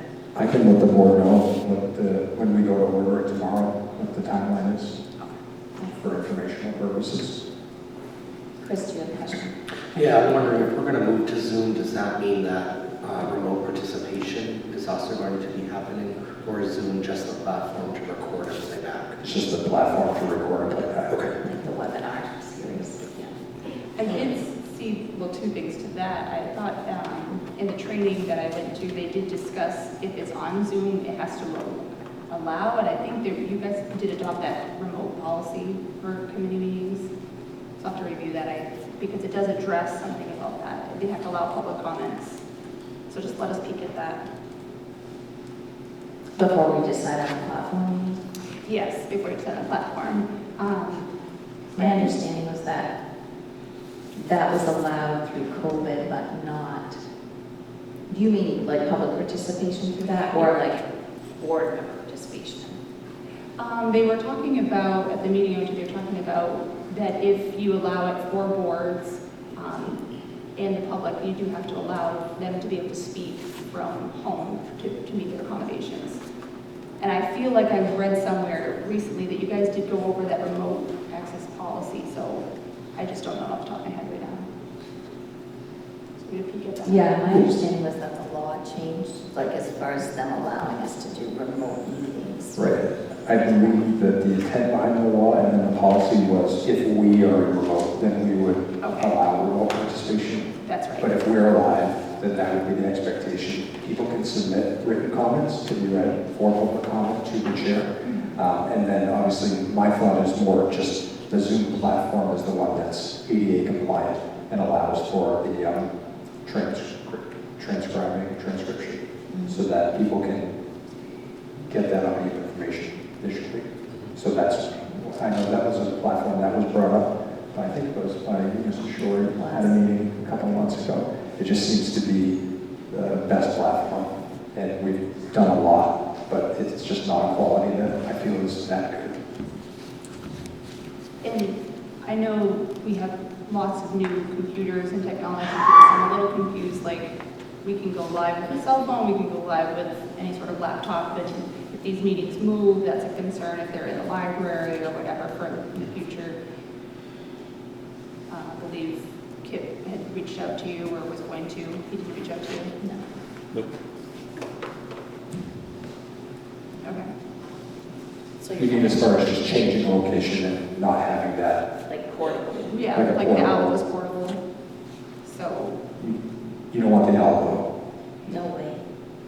well, I thought I could make it fixed, Alan said. So looking for a portable option as well, in case the meeting gets moved to a different site. Is that what you're? Well, but, yeah, I mean, what if you can't hold it in this room? Yeah.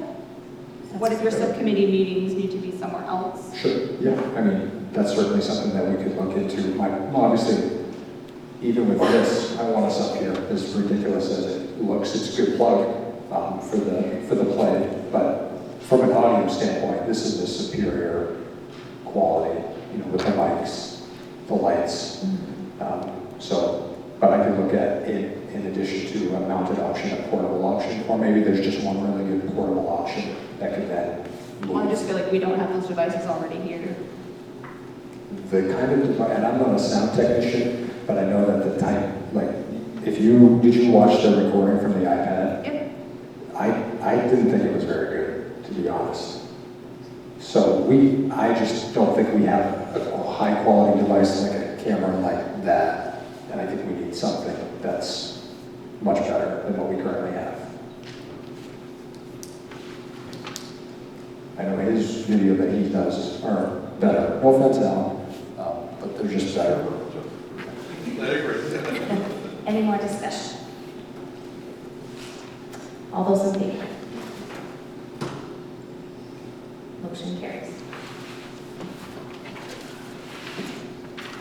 And we're on to E, sports complex update.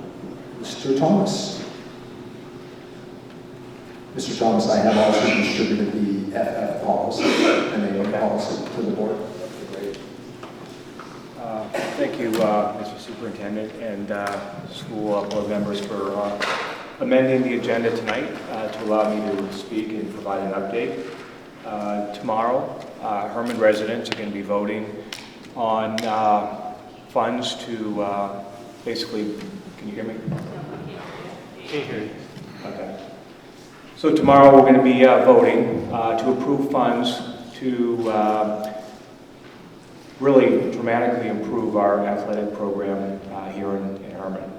We're going to be looking at obtaining funds to build an 8-lane rubber surface track, adding a additional practice field, rebuilding Pottle Field, and additionally putting down turf on top of Pottle Field to dramatically improve the playing conditions year-round. This project started about 3 years ago, and the committee, I don't think any of us expected some of the challenges, the changes that we've had to deal with over the past 3 years to get to this point. We've had to deal with COVID, incredible inflation, and even the research. There was a lot of research that went into planning this project over the past 3 years, and we're finally there. Over the probably past 15 or so years, there's been one family in Hermon that has been very supportive of athletics, both in terms of providing employees to help build the bleachers, do some site work, and make donations over the years. And that family has come forward, as you probably read in the Bangor Daily News, to provide a very generous offer to help cover some of the costs of this new program going forward. The Pottle family has agreed to make a donation of $400,000, and I was hoping to speak with you all here tonight about what that might entail. Micah provided the school's policy on naming rights, and what we're looking at doing is for this very generous donation, we are looking at providing naming rights for the Pottle family for a 15-year term. And the way that would work is that there would be an initial payment of $200,000 that would be made before the end of this calendar year, $100,000 in 2023, and then another $100,000 in 2024, totaling that $400,000. And in return, basically the complex would be named after the Pottle family for a term of 15 years. At the end of that 15-year period, there would basically be a renewal or an option for the Pottle family to renegotiate terms at that point in time, and that would be worked on or determined by the administration at the time. And so as part of this, again, this is all subject to this being approved by Hermon residents tomorrow. So as part of that, we have had the town's attorney draw up an agreement for this donation and what it would require by the donor as well as the town and the school going forward. I do have copies I'd like to provide with you all here tonight. I know you guys aren't going to be making any decisions here, but what I'd like to do is hand you copies of this draft agreement, and I'd be happy to answer any questions about the project, this agreement, or anything else related to the complex.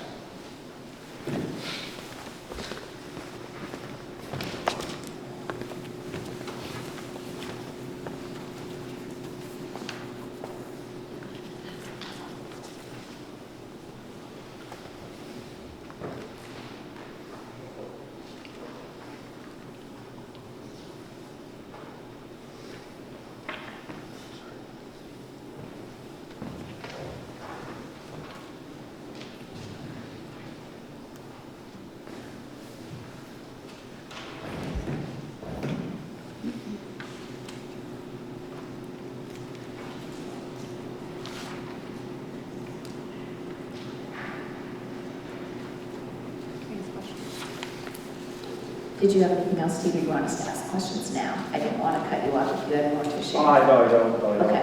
This came together very quickly over the past several days. And given that we're voting on this tomorrow, it seemed to make sense to present this this evening. And if it is approved, I believe you have to have 2 meetings. And so I believe this would count as one of the meetings. So all of it would be timed for the very beginning of the construction of the project if approved. Yeah. Yeah, I was just going to say, I think if you, obviously you just got the policy tonight, but I think if you review the policy, when you look at some of the qualifications, identifying contributions to the Hermon schools, identifying contributions to the service of children, identifying contribution to the community, I think the Paul family has clearly, this isn't just like Steve said, this is not a one-time gift. They've been very generous. For several years, we have a field already named after them, and certainly this, it's quite a gift. So I agree with Mr. Thomas in representing the subcommittee and also the town representative that this would be a first reading or a first discussion meeting one, and hopefully in December we'll have a vote, a positive vote, and get to decide on this.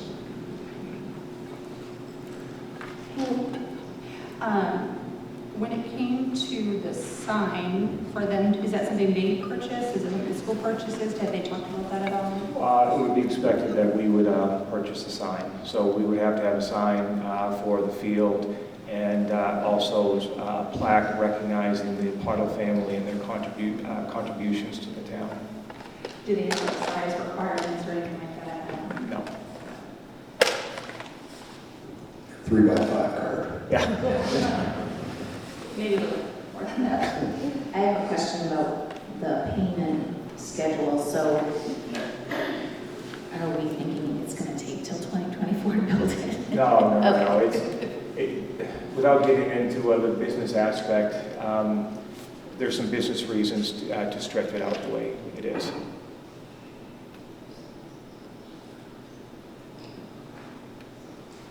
No, actually, as far as the project, if it's approved tomorrow, we actually hope everything is going to be fully operational for the 2023 fall sports season.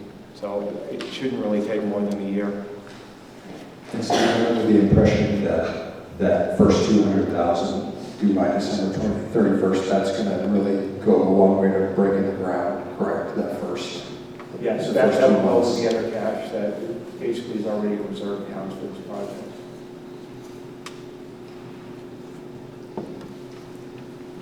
Makes sense to me. Very generous. Yes. I'm glad you were able to come tonight, so this could be the first review. Is all set? Thank you. Thank you.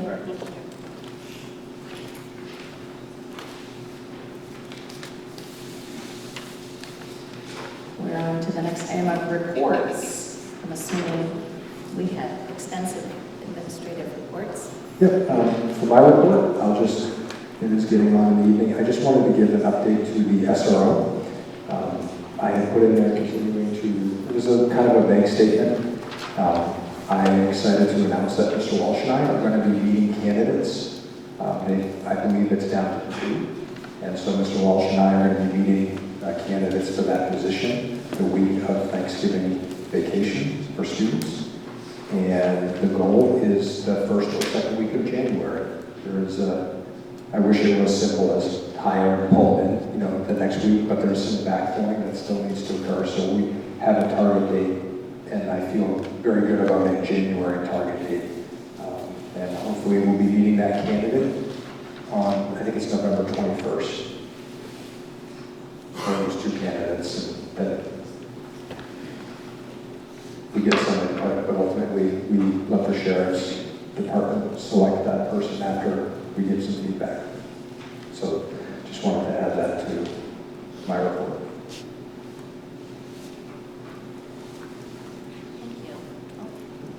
I thought my mic was on. Did any of the, I don't even know everybody's here today, Brian or Zach or Did anyone want to add anything to their written reports tonight? No? Okay.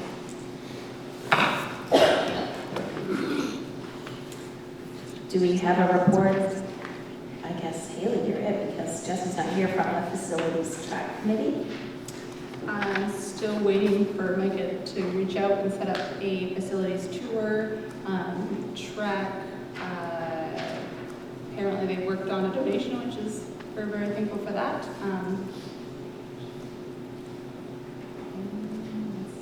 We'll go tomorrow. Yeah. Steph, anything about finance committee? The only question that I had on finance committee, I think you mentioned we were going to start to be invited to meet with the administrators, so I'm sure that will happen. And then we've heard from the public about the student supply list that they're given at the beginning of the year. Have you thought about what we could do with that for the future?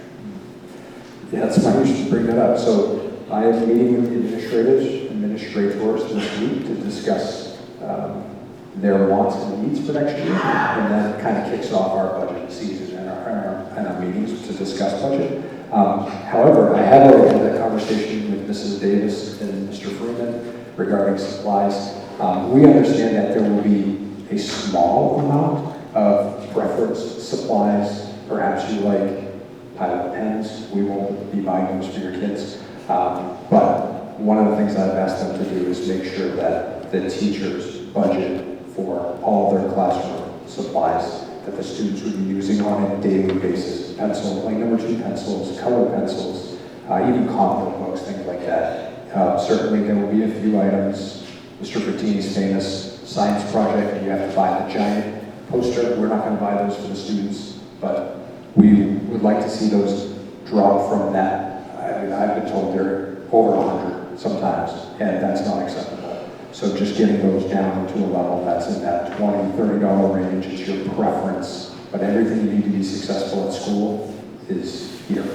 So that will be our goal with the staff this year in developing our budgets, or one of the goals. Thank you. And that includes like, and I'm dating myself, that mine are in high school, but like tissues and paper towels and all that fun stuff. Yes, Okay. certainly the cleaning, health, safety supplies, yes. Yeah. And I know that sometimes the teachers don't like the bad ones. We buy sometimes not the name brand Clorox. So just again, making sure that we make sure that we encourage the teachers to put the things that are going to be beneficial to their room in our supplies and not to the parents. And it's not intentional. I mean, it is what it's just a culture thing. So just shifting that to the burden of the school. Thank you. Policy committee, we met, and our next meeting is? The 29th of November at 4. Yes, 29th, Tuesday, November 29th at 4. Yes. Great. Technology committee.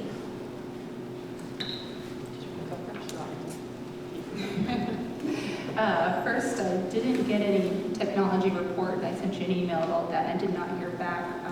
Not sure why that wasn't included. Any updates? There's lots to update, so any updates? Nope. No.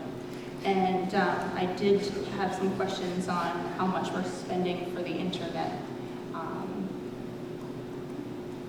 It's pretty hefty, over $4,000 a month. Can we look at a different internet provider?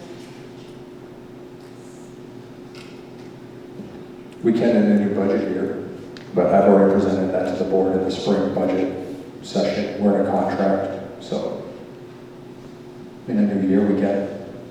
That would be a board decision. And I can present that again to the board like I did last spring. Yeah, we did get a breakdown of that last spring, so that was before you were on, so we'll do it again for the new budget year. So they let you guys know it was going to be $4,000 something a month for. It's a little less than that actually because there's a E-rate. so. And I know, well, I think you guys can talk about it in the subcommittee meeting, technology stuff, because I know you had some other thoughts that you I didn't share during that time.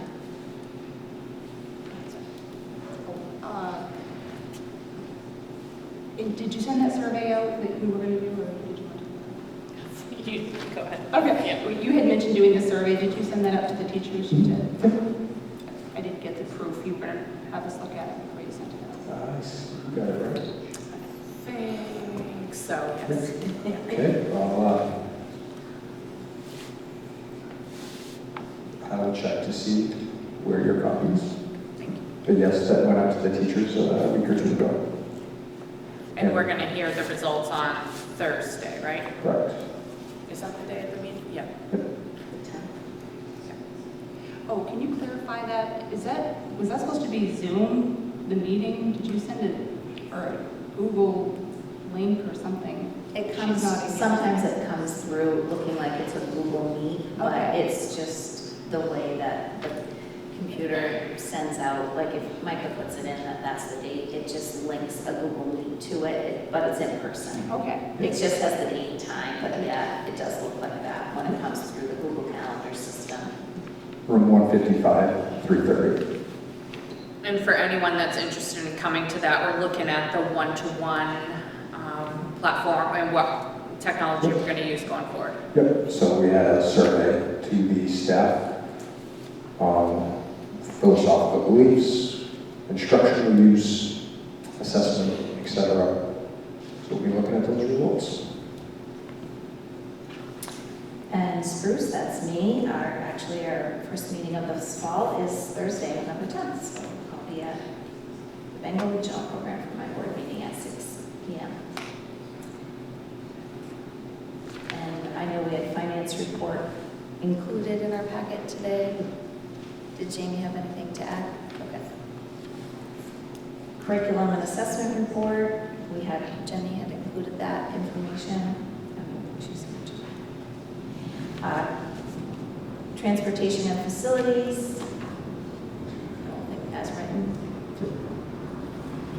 J, possible future agenda items. Does anyone have any thoughts about that?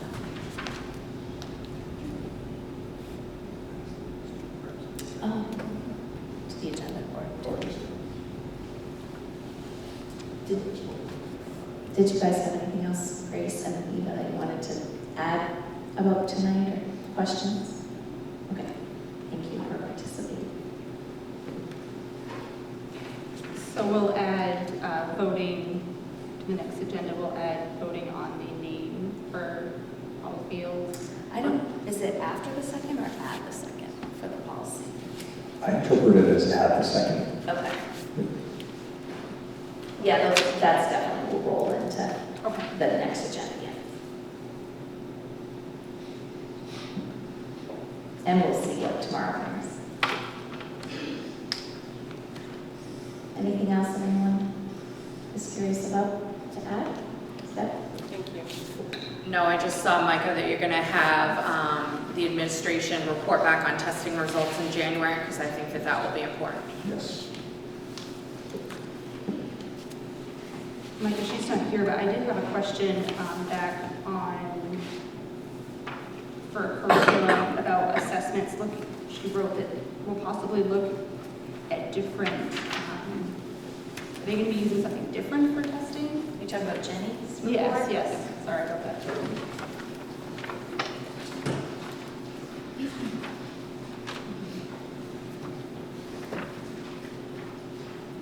Which section are you looking at? MCLA. We'll possibly look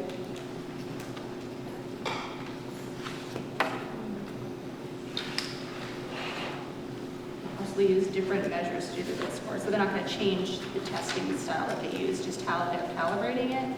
Is that?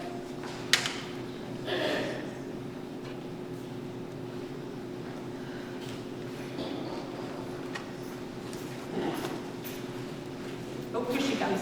Somebody. I was going to say Melissa. I was going to say that's not Jenny. No, it is not.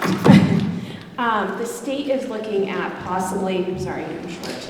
The state is looking at possibly changing the NUIA testing that we're using. So right now we're waiting to hear from the MDOE to find out what path they're going to take. We're all kind of waiting to find out what they're going to tell us that we have to do next.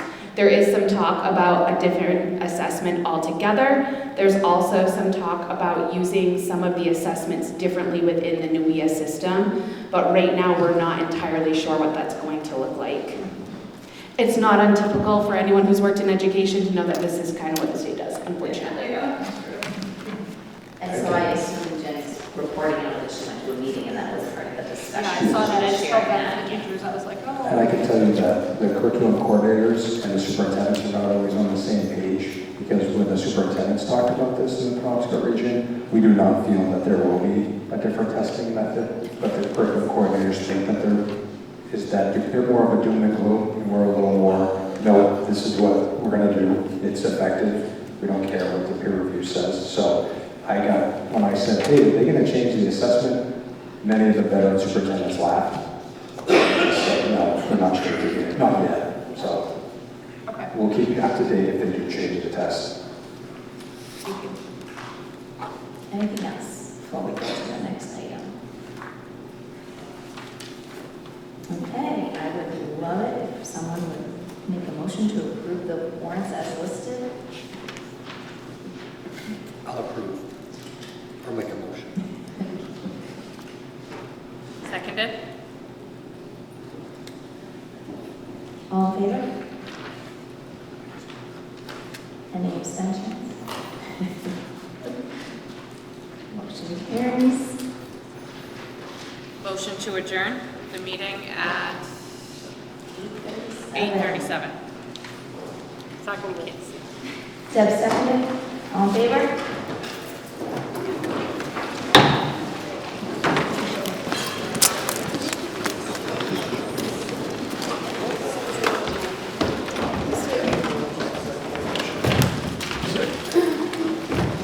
Do you mind if I do my full 3 minutes on camera?